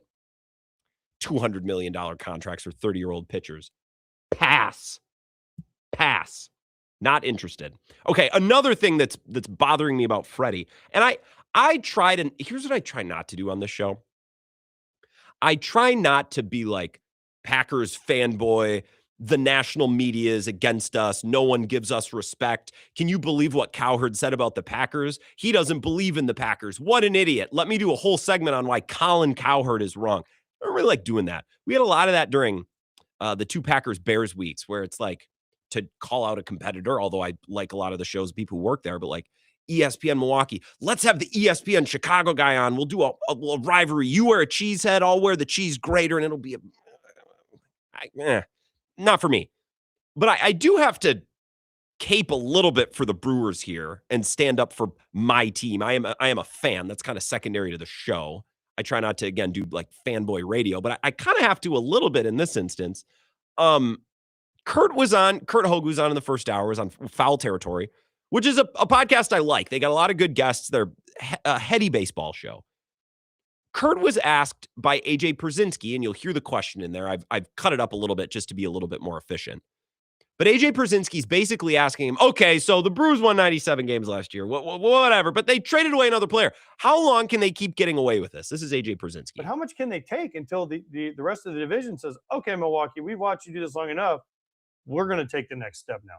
Winning fixes a lot of problems. I think the last few offseason, people weren't taking it. They were upset that, they trade Corbin, they trade Devin, and obviously the Hader trade was super fireworks when they made that deal. So, but I think we're at the point now where, look, if the Brewers go out and they win 93 games again, they'll be in fine shape with the fan base here. So how much can they take? It all depends on how much they keep on winning. Look, I think you have to, even the biggest skeptic, even the most ardent supporter of the Brewers spending more money, that they need to make a big trade or go get a big free agent. I think you would have to argue that what they're doing, minus the World Series, the process has been pretty clean. So Curt's answer is great, and he echoed that in the first hour of the show. If you missed Curt's appearance, go back and find it in the podcast or go back and rewatch the live stream. It's the question that annoys me. And again, I got to cape for my team a little bit here. I got to be a little bit of a fanboy because this question bothers me. This is AJ Pierzynski, and it's not even him. It's not personal. It's just this school of thought. I'm just going to play the question one more time. But how much can they take until the rest of the division says, okay, Milwaukee, we've watched you do this long enough. We're going to take the next step now. How much longer can the Brewers get away with this before the rest of the division decides that they're going to get better and they're going to catch up? Can I just say something? Anytime the Cubs or the Cardinals or the Pirates or the Reds want to stand up and pop off the champs, they are more than welcome to go ahead. Why is that on the Brewers? Well, at what point are the Brewers going to let these other teams catch them? They've been whooping these other teams' asses with really very few exceptions for almost a decade now, and I'm confused as to why is that being presented as a Brewers problem? At what point are these other teams, they've gotten better. Okay, Milwaukee, we've watched you do this long enough. We're going to take the next step now. Anytime, guys. Like, anytime. Go ahead. If anyone wants to make a move, I've been watching so much Sopranos. He gets into it with Richie Aprile season 2. Come on, Tony. And I'm not the only one who feels this way. Oh, really? Well, if anyone wants to make a move, and then Richie says, Tony, don't be so dramatic. But I'm so frustrated hearing this stuff. It's like, well, the Cubs got better. Yeah, I bet they did. Yeah, the Cubs, Whoa, the Brewers should be scared. The Cubs got better. Folks, this is not a Brewers issue. Don't look at the Brewers and be like, well, at what point is the rest of the division going to catch them? Anytime one of these teams wants to step up and pop off the champs and actually win this division, go ahead. I'm waiting. I'm waiting here for one of these teams to do it. And they can't. For whatever reason. The Cubs last year probably would have won the division, but the Brewers decided they wanted to do nothing but win for the entire month of August. So suck it. Like, I don't, that question just crawls right up my rear end. How much can they take until the rest of the division says, okay, Milwaukee, we've watched you do this long enough. We're going to take the next step now. How much can they take? I don't know, man. 2018, 2019, 2021, 2023, 2024, 2025. I don't know, man. The rest of the division is welcome to step up their game anytime. that bothers me. And maybe that makes me a fanboy, but at a certain point, I'm like, how many times the Brewers got to win this division before the onus stops being on them to keep up? Well, they can't trade away Freddie. Well, the Cubs let Kyle Tucker walk. Why is no one criticizing them for that? They signed Bregman, but he's older. That's not as good of a player. I don't understand how the Brewers can trade away a guy that they identified, developed, paid early, maximized for 8 years, traded with 1 year left after winning 97 games. They get 2 prospects back. The Cubs go out and give up some of their best prospects for 1 year of Kyle Tucker, don't win the division, and then let him walk. And somehow the Brewers are the team in the Central that's taking heat today. Whatever, man. Whatever. Like, maybe I am a Brewers fanboy because this is getting to me a little bit. This is annoying me a little bit. 608-321-1670. Wisco Sports Show. Who's this? Hey, it's Darnell. Hey, Darnell. What's up? Anytime we're talking Brewers, I got to throw my 2 cents in. Love it. Listen, there's one player, one contract out there that should scare the living daylights out of any team, and that is Anthony Rendon's contract with the Los Angeles Angels. Guy came off a really, really good year, and they said, here's $200 million, and he just sucked for the next 5-6 years. And was pretty clear that he just didn't really care that much. Like, he didn't even hide it. We're not like, does Anthony Rendon, is he out to lunch? No, he made it pretty clear he was out to lunch the whole time. Right. And I mean, it's another example of giving an aging player, and not to say that Freddie's aging, but as someone who's 30 years old, you get to 30 and then all of a sudden, things start not working the way that they once did in your body, and that's just how aging works. So once you hit that hill, very, very few athletes can perform at the same level as they once did in their 20s. So throwing oodles of cash at potentially aging players, just not in the books, especially for small market teams. And I guess, that term's been thrown around a lot the last, 16 hours. Yeah. But it's true. It's true. The Brewers simply cannot throw $45 million per year at one player. They can't do that. And that's a third of their payroll. Can I also say no team in baseball should throw that much money at a 30-year-old pitcher per year? There's no team where that makes good business sense. Now, there are teams who they have enough money, so who cares? And that might be the Mets. Sure, but that doesn't mean that it's good business. That doesn't mean that doesn't make it good sense. You know what I mean? There's just certain teams where that doesn't apply. It doesn't matter.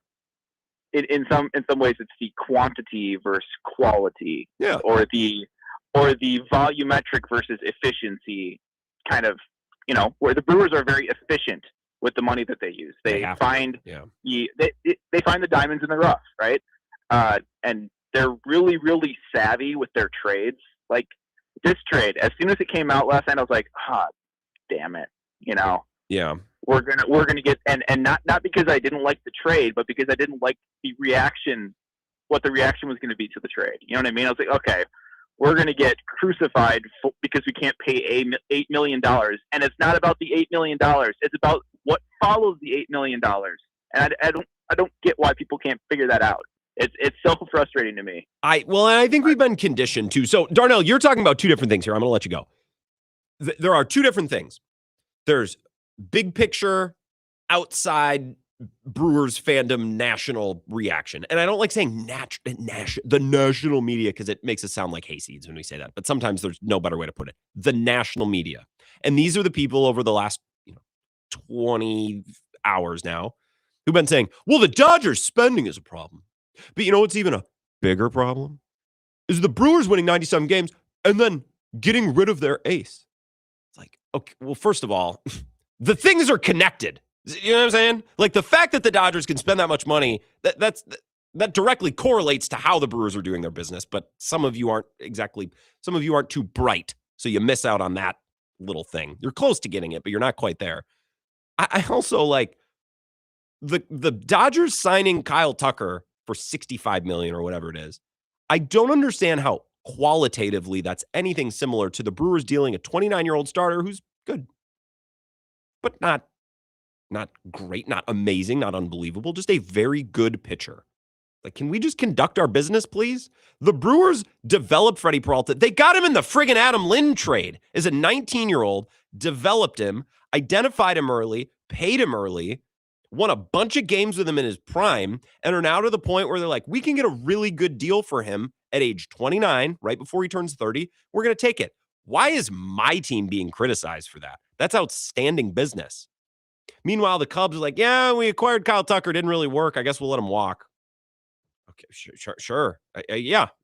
Cubs, they're so smart. They're getting better. Okay, all right, maybe. We'll see. Yeah, the rest of the division, I'm sure they're catching up. So that's the national response, the big picture response. But I also think, Darnell, like when you saw the trade last night and you thought, oh boy, here we go. I know how people are going to take this. You're also talking locally, how Brewers fans are going to take it. And I think we've been so conditioned. My team is cheap. My team is cheap. My team won't go all in. My team won't push all the chips into the middle of the table. This is what we've been told. So then every move that they make, we react with that. Every trade, every signing, every player they bring in or they let go, it's like, they're cheap. They don't care. They won't try any harder. And I think sometimes that's true. When the Brewers don't sign a single outside free agent last offseason until Quintana, yeah, they're cheap. When they traded Josh Hader in the middle of the year, I just think that was David Stearns being an absolute moron, but probably trying to be fiscally responsible. I don't even know what he was doing there. I just think that was I'm told, a smart baseball executive making a stupid move. That's what I believe that is. I don't think there was any ownership pressure. I just think he was being an idiot. But, letting Burns walk, oh, Brewers are cheap. Letting Devin Williams walk, oh, they're cheap. Okay, maybe. That's not what this is. If you want to sit around and say they were cheap for trading Burns or Williams, fine. I won't hear it on this one. He was making $8 million. They were going to be willing to eat that money. They were more than willing to pay him that money and have him on that contract this year and pitch him. But they didn't have to trade him. They were weighing both sides. I think they probably preferred to, and they got a deal they really liked. Which is why going all the way back to November, I said, folks, if they trade Freddie, it's not going to be because of money. $8 million is a lot different than 15 or 16, which is what Burns was making. I think Williams was making like 7 or 8, 6 or 7 million bucks, something like that. We'll take a break. We'll come back in just a couple of minutes.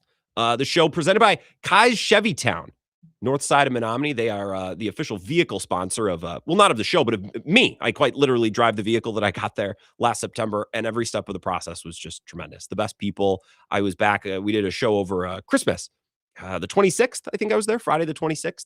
Got an oil change. The tires rotated. Austin in the service department was excellent.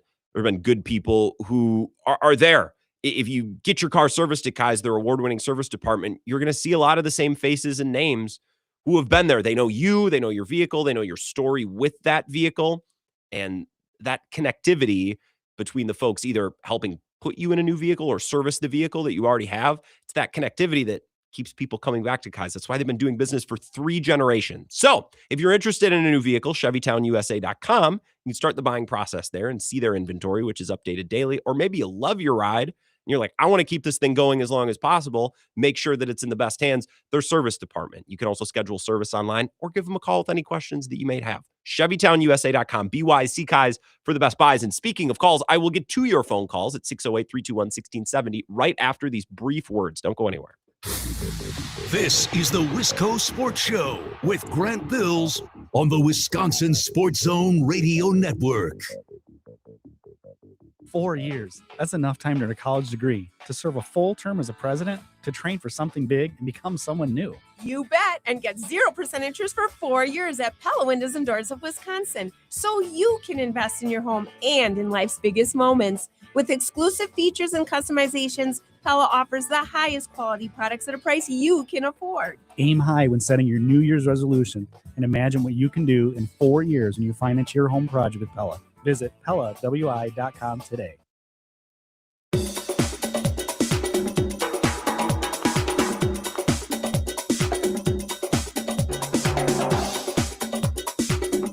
The Wisco Sports Show will resume in 3 minutes.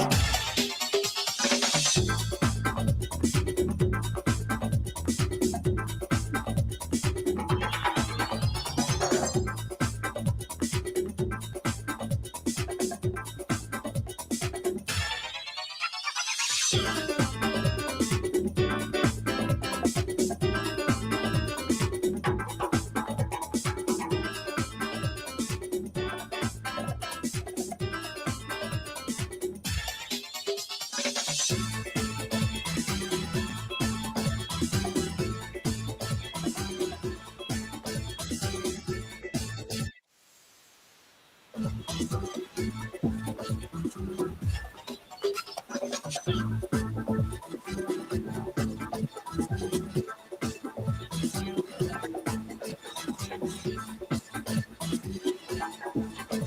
Wisco Sports Show will resume in 2 minutes.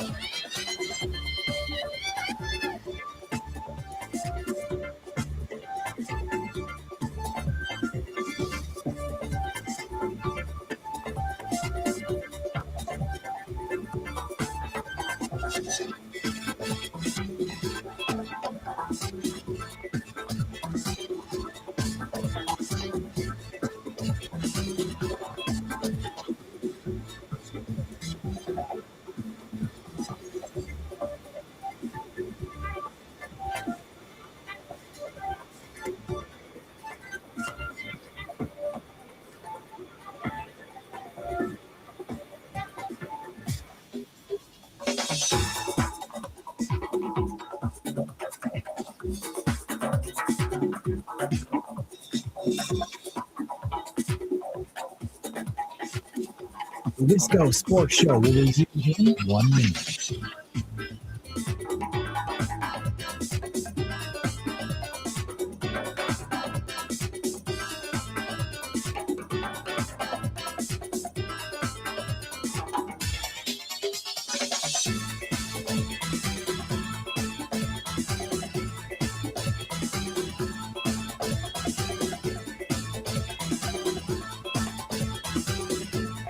The Wisco Sports Show will resume in 30 seconds.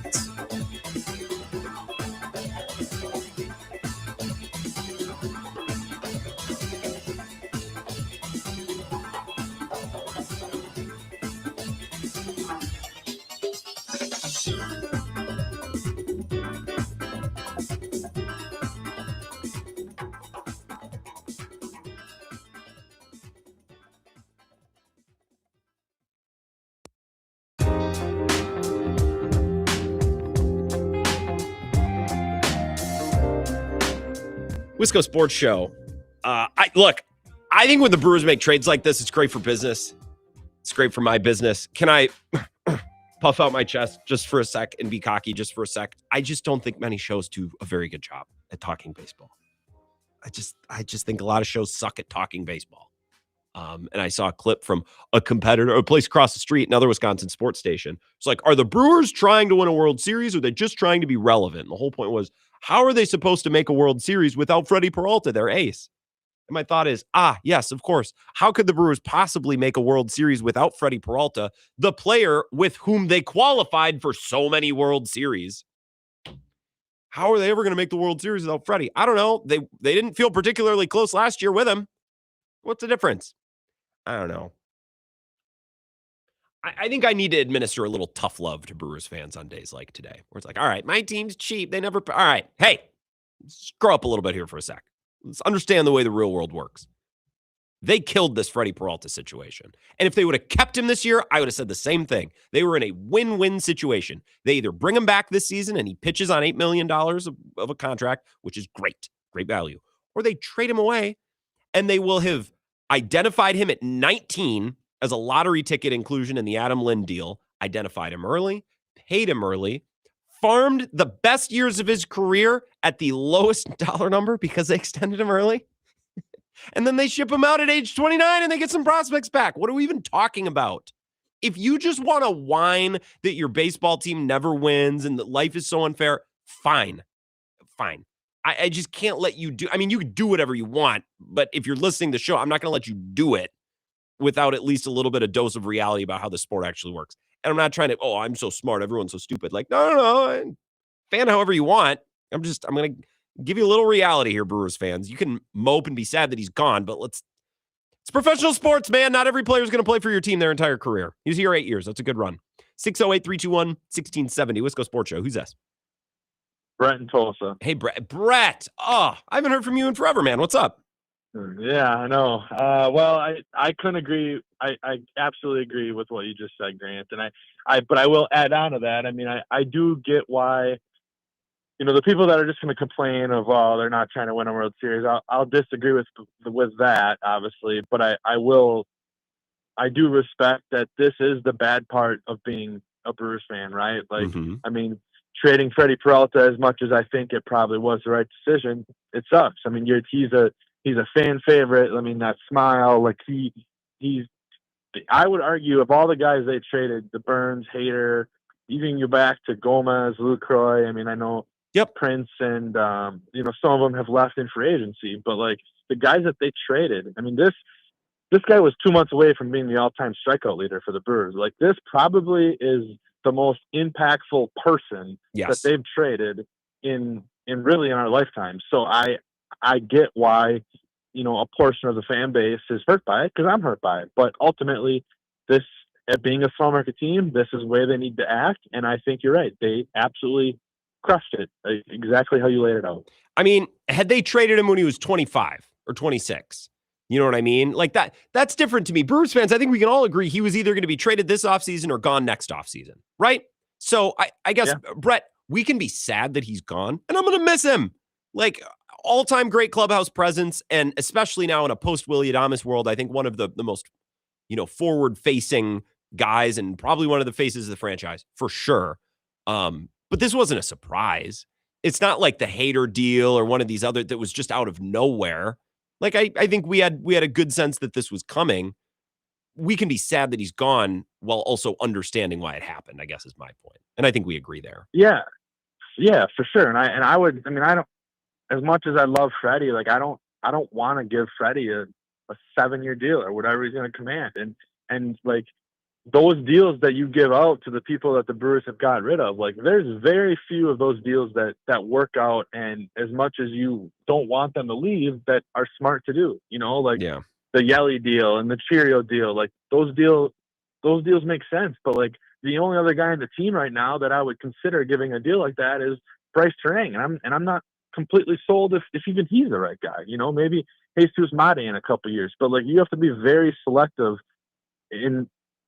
as a small market team to give out those deals. And I think they've done a really good job with it. The one other thing I'll add is I would actually argue that the Brewers ceiling is higher after this trade with Brandon Sproat and Jet Williams. I mean, maybe Jet Williams comes up and becomes a starter and gives you a Caleb Durbin type season, and Brandon Sproat can give you a Quinn Priesthood type season. And if so, the ceiling is higher. But I mean, I would say that the floor of this team has probably dropped a few wins with losing that's fair, a proven guy like Freddie. So. Yeah. And I think that was, Brett, I appreciate the call. Nice to hear from you. I hope you're well. I think one of the defining characteristics for me of Freddie the last couple of years is he's taken the ball every 5 days. And that's not to minimize his strikeouts or, he's had great performances, individual performances. The value of having a guy who just takes the ball every 5 days, because last year Quintana couldn't do it. Deal, I mean, good God, Deal Hall, if he takes the ball 5 times in a month, you say a thank you prayer. Just when we're talking about the floor of a season, that's really important, Brett. I always think the ceiling of this season will just be higher because I think Miz will be better. I think Churio will be better. I just think they're an ascending team, whether or not their ace, Freddy Peralta, is taking the ball every 5 days. So I believe their ceiling to be independent of Freddie. Their floor could be more connected. I think that's a good point. Wisco Sports Show. Who's this? Let's take another call. Hi there. This is Patrick from Oshkosh. Hey, Patrick. What's going on? Thanks for the call. You're welcome. I absolutely love this deal, and I think what Brewer fans need to realize is that our player development in the minors and the trades we've made of guys with very minor league experience, we've developed these guys because they understand the market of a Milwaukee Brewers team. We only have a certain budget. We're not like the Dodgers. We're not like the Yankees and all these other teams that have a way bigger pocketbook. So the proof is in the pudding as far as what the Brewers organization has done for now a number of probably at least 10 to 12 years developing players. And this is to be expected because this is the way that the baseball is set up without a hard salary cap. So these are the type of decisions that need and have to be made in order to sell tickets and be competitive. Now, is it always going to be a home run? Heck no. But this is how the Brewers, and I think teams like the Royals and the Marlins, teams that have a even smaller budget, the Rays, for spending on players, yeah, they should take the Brewers model because let's face it, the last number of years we had a bunch of nobodies that became somebody because they realized, hey, I can do this here to get paid somewhere else. Yeah. And that's fine. Yeah. So invest now. That's why the Cheerio deal is amazing. Mm-hmm. Yep. But I think we need to be more patient because we've been extremely successful for an organization for the better of 30 years, and I'm almost 50, that we had absolutely nothing to look forward to. So I'd rather root for the underdog, meaning like players that we can draft, develop, and trade for on potential rather than wasting money on like a Jeremy Burnett or somebody else of that caliber. Suppan, but players like that. No, you're absolutely right. Thank you for listening and calling in Oshkosh. We'll have to talk again soon. I'm just a little up against it. I find this sort of experience to be enjoyable and entertaining. The futile, inevitable experience of Brewers baseball. I enjoy it. I think some Brewers fans have started to just become not sick of the success, but it's just not doing that thing for you anymore. And that's fine. That's a matter of perspective. That's a matter of how you fan. I would rather do it this way than the build it up, tear it down, build it up, tear it down. Because now you're talking about 3 or 4 years where you absolutely suck. You're losing 100 games. And then for what? You have if you're lucky, it all comes together and you win 95, 96 games. But then what if you lose in the first round? Okay. There's no, let's try it again next year or the year after. You're porked. You've extended yourself and now you have to back off. I don't think the all-in, all-out method is any more likely to net the Brewers a World Series than the way they're doing it. Give me this. It's better for the talk show. Okay, so that's a self-interest of mine. I also just like watching baseball. That matters. Okay? So I'm trading Freddy Peralta a year early can help them do that. Or letting him pitch on $8 million. Again, I would have been fine with that as well. We got loaded phone lines. I got to take a break. I will be right back, and I'll get right to your phone calls after this. This is the Wisco Sports Show with Grant Bills on the Wisconsin Sports Zone Radio Network.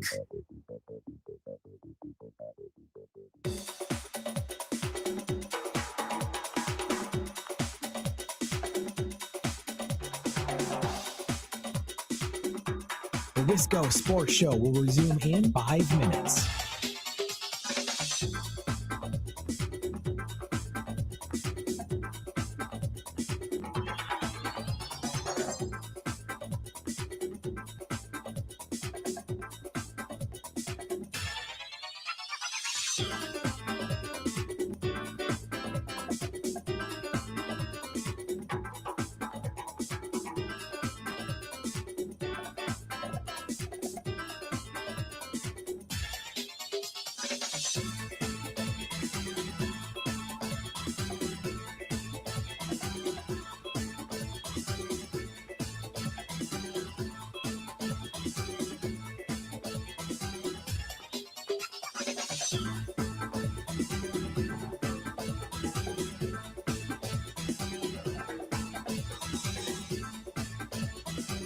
The Wisco Sports Show will resume in 4 minutes.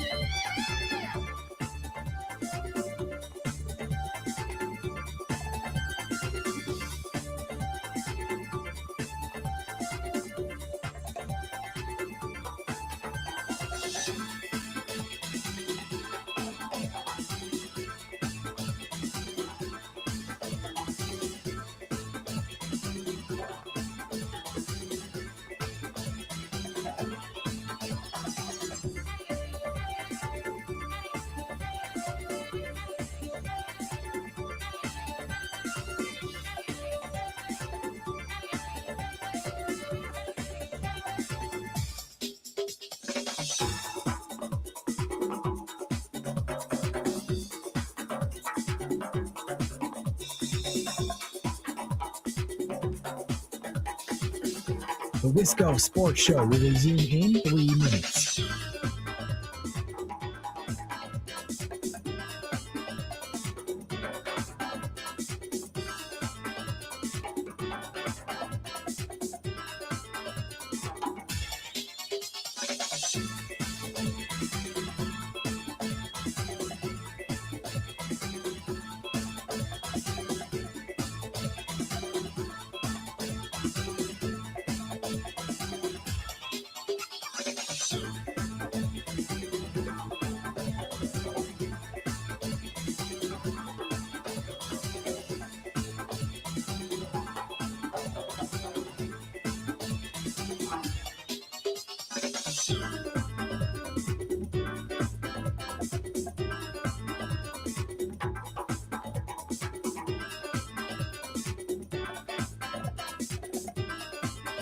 The Wisco Sports Show will resume in 2 minutes.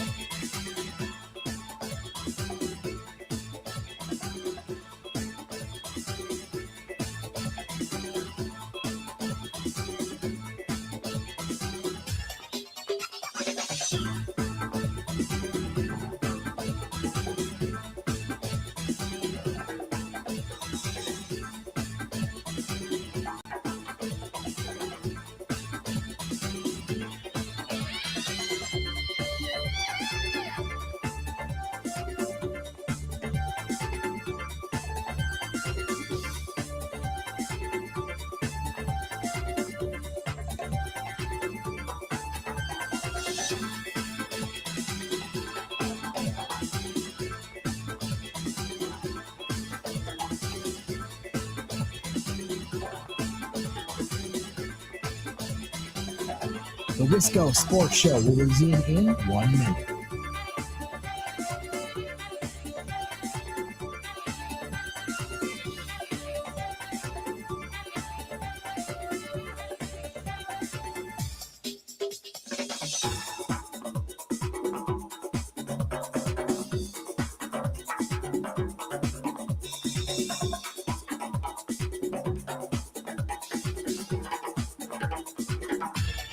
The Wisco Sports Show will resume in 30 seconds.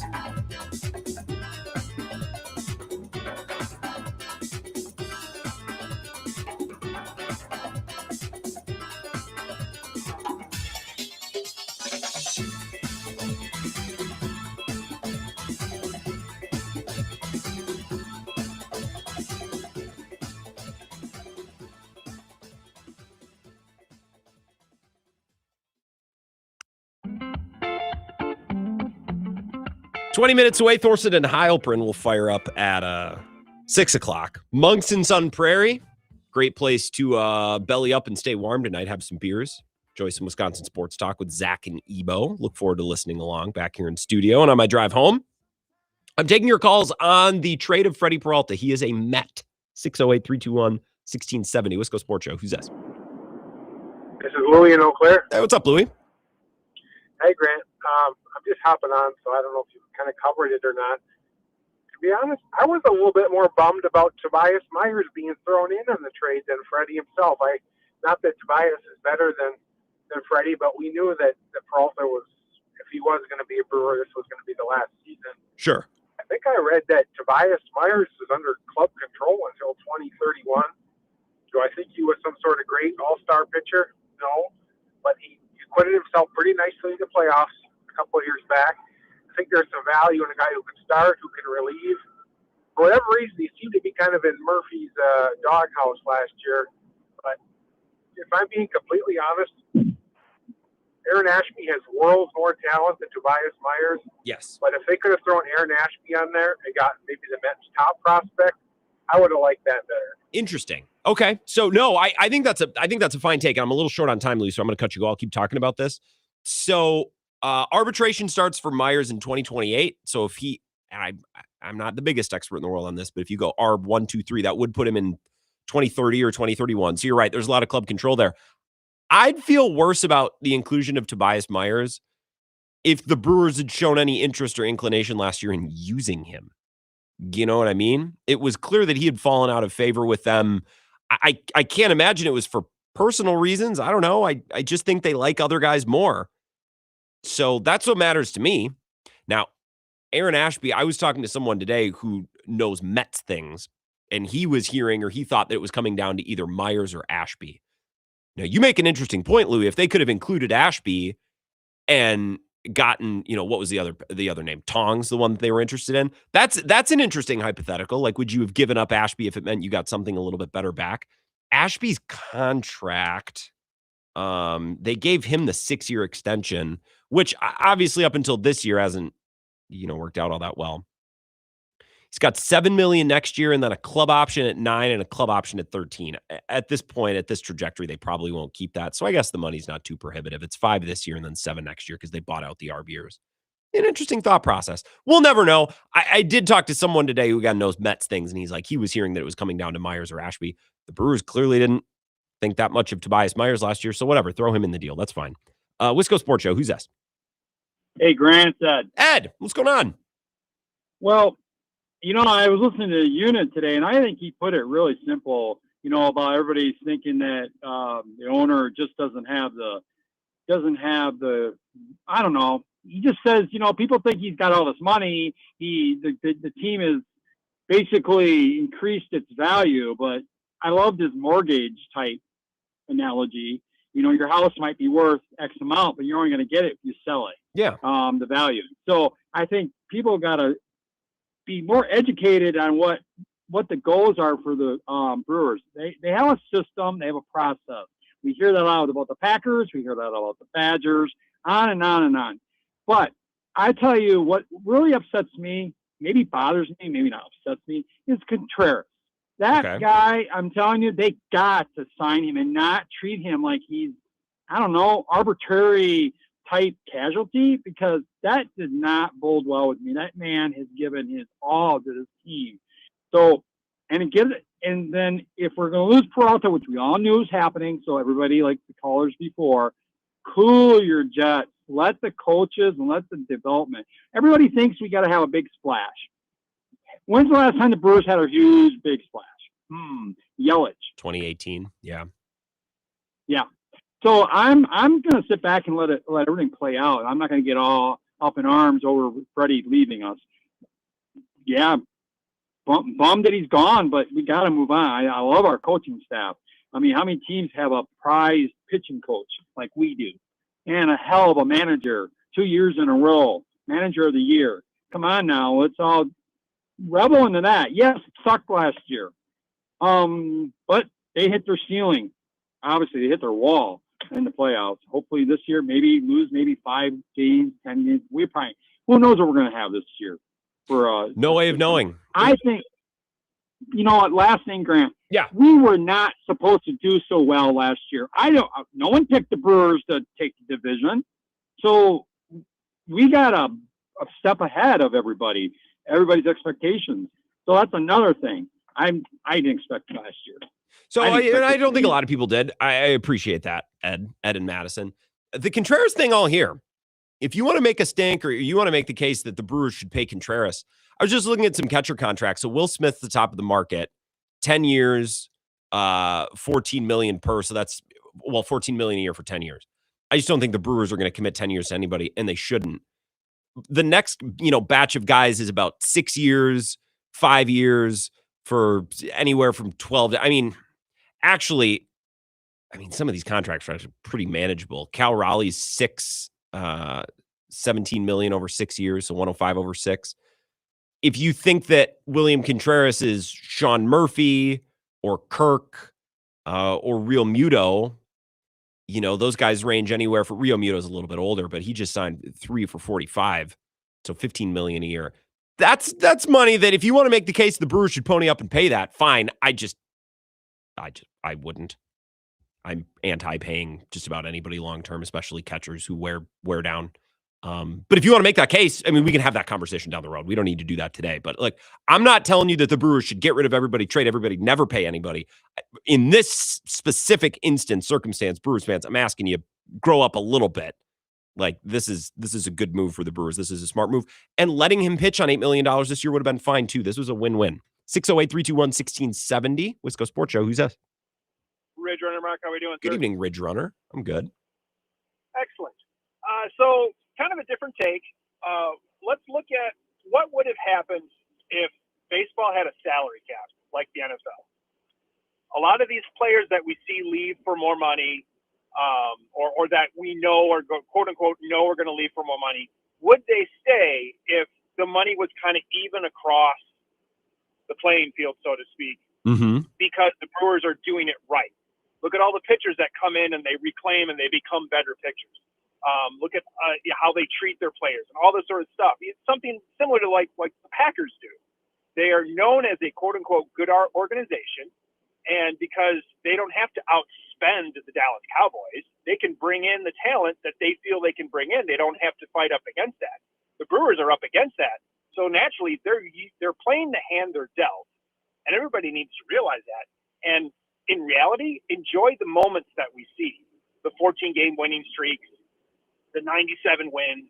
Yeah, it was kind of a gut punch in the playoffs, but hey, 97 wins is 97 wins. That's 97 days where we were like, yeah, the Brewers are great. NLCS. They went to the NLCS. I know it didn't go well in the NLCS, but I do need to be the person to remind folks that they did make it to the National League Championship Series. Yeah. So it's just, I guess we all kind of got to take a deep breath. Yeah, it sucks that Freddie is gone, but you can play the what if game. Would he have stayed if money wasn't necessarily the sticking point, like it kind of typically is with baseball players, because there's no salary cap? And this is a worthwhile exercise, and we only have a couple minutes here. I got to take a break. I'm not sure that if the Brewers, if baseball was more equal, I'm not sure they wouldn't have made this deal anyways. You know what I mean? I don't think the Brewers inside the walls at wherever their offices are, I don't think they're sitting inside it saying, God, I wish we could have extended him. Wish we could have given him 6 years, $20 million per. Like, I don't know. Maybe other guys, maybe Terang. Terang might become a player if his power flexes again this year. Like, he might price himself out. Maybe there's players on this roster that the Brewers like, damn, wish we had some money. I don't think Freddie's one of them, folks. Like, I love this deal a lot.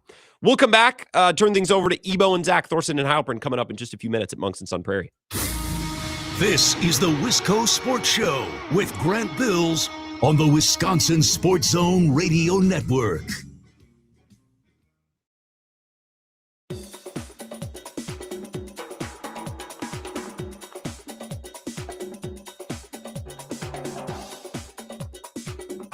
The Wisco Sports Show will resume in 3 minutes.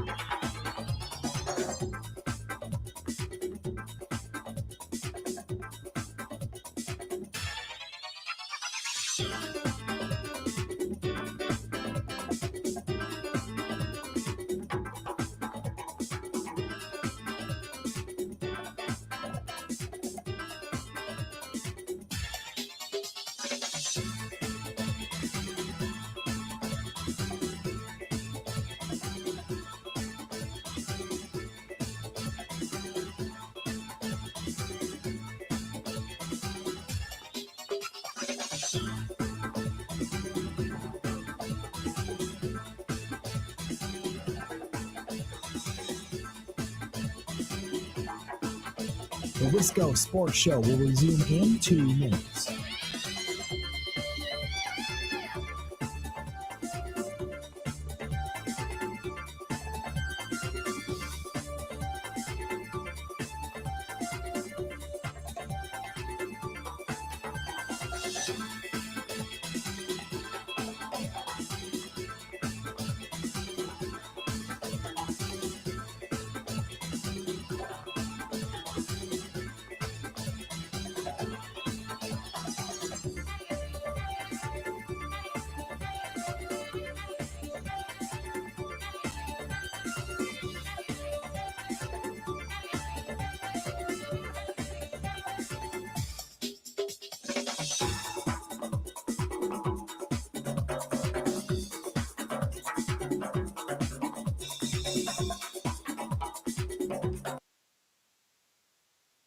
Wisco Sports Show will resume in 1 minute.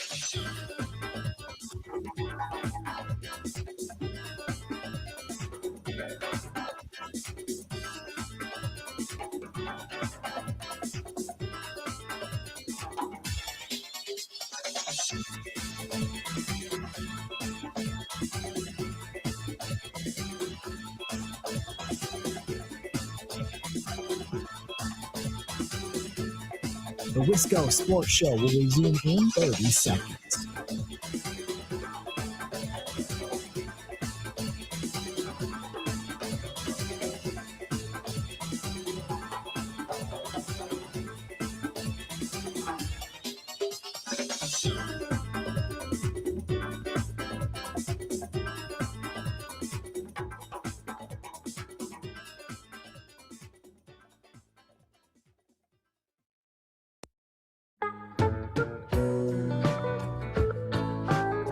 Wisco Sports Show, last couple of minutes here. Ebo and Zach are at Monks and Sun Prairie, Thorson and Halpern here in just a couple of minutes. I was like saying hello to these fellas. I normally regret it, but let's see what they have to say. Gentlemen, how are the vibes at Monks? You have a drink yet, I hope? Yes. I literally said when Ebo got the text from you, Grant, to do crosstalk, I said, why? And I said, why not? Why does he want to do this? He knows what's coming. Well, I love checking. He still wants to do it. Here's the I thing. love checking in with Grant Bills. This little playful banter, and I'll catch a couple L's here, I'm sure, in the next 2 minutes. This is worse than what would have happened if I don't text. You guys start the show and you say, I guess Grant didn't want to talk to us tonight. No. I don't know what we did.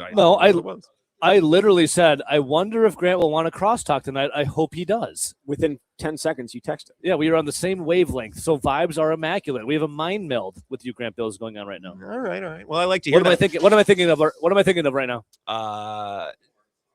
An ice cold beer from a very handsome bartender. How did he know? He got the bartender part right. He did. Yeah. I don't know How's about he serving handsome, him but today? yeah. Cold and full. and tasty. Cold and full. Yep. Excellent.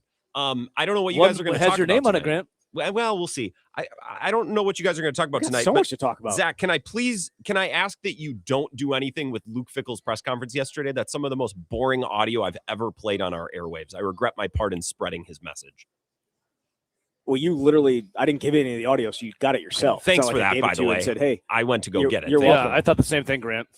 What? That I didn't. I would have appreciated it. I had that ready to go, but I got there. I got there yesterday, and my hookup didn't work, so I wasn't able to get it. I told Grant. I told Grant on what was that day? On Wednesday. What is today? Thursday. I told him Tuesday night. I'm like, hey Grant, I know you have a lot of press conferences to play during Bill's show, and I know you guys got to fill time because Grant's can't really fill time with guests. He doesn't really book a lot of guests. We had 3 today, by the way. 3 guests on today's show. Just saying.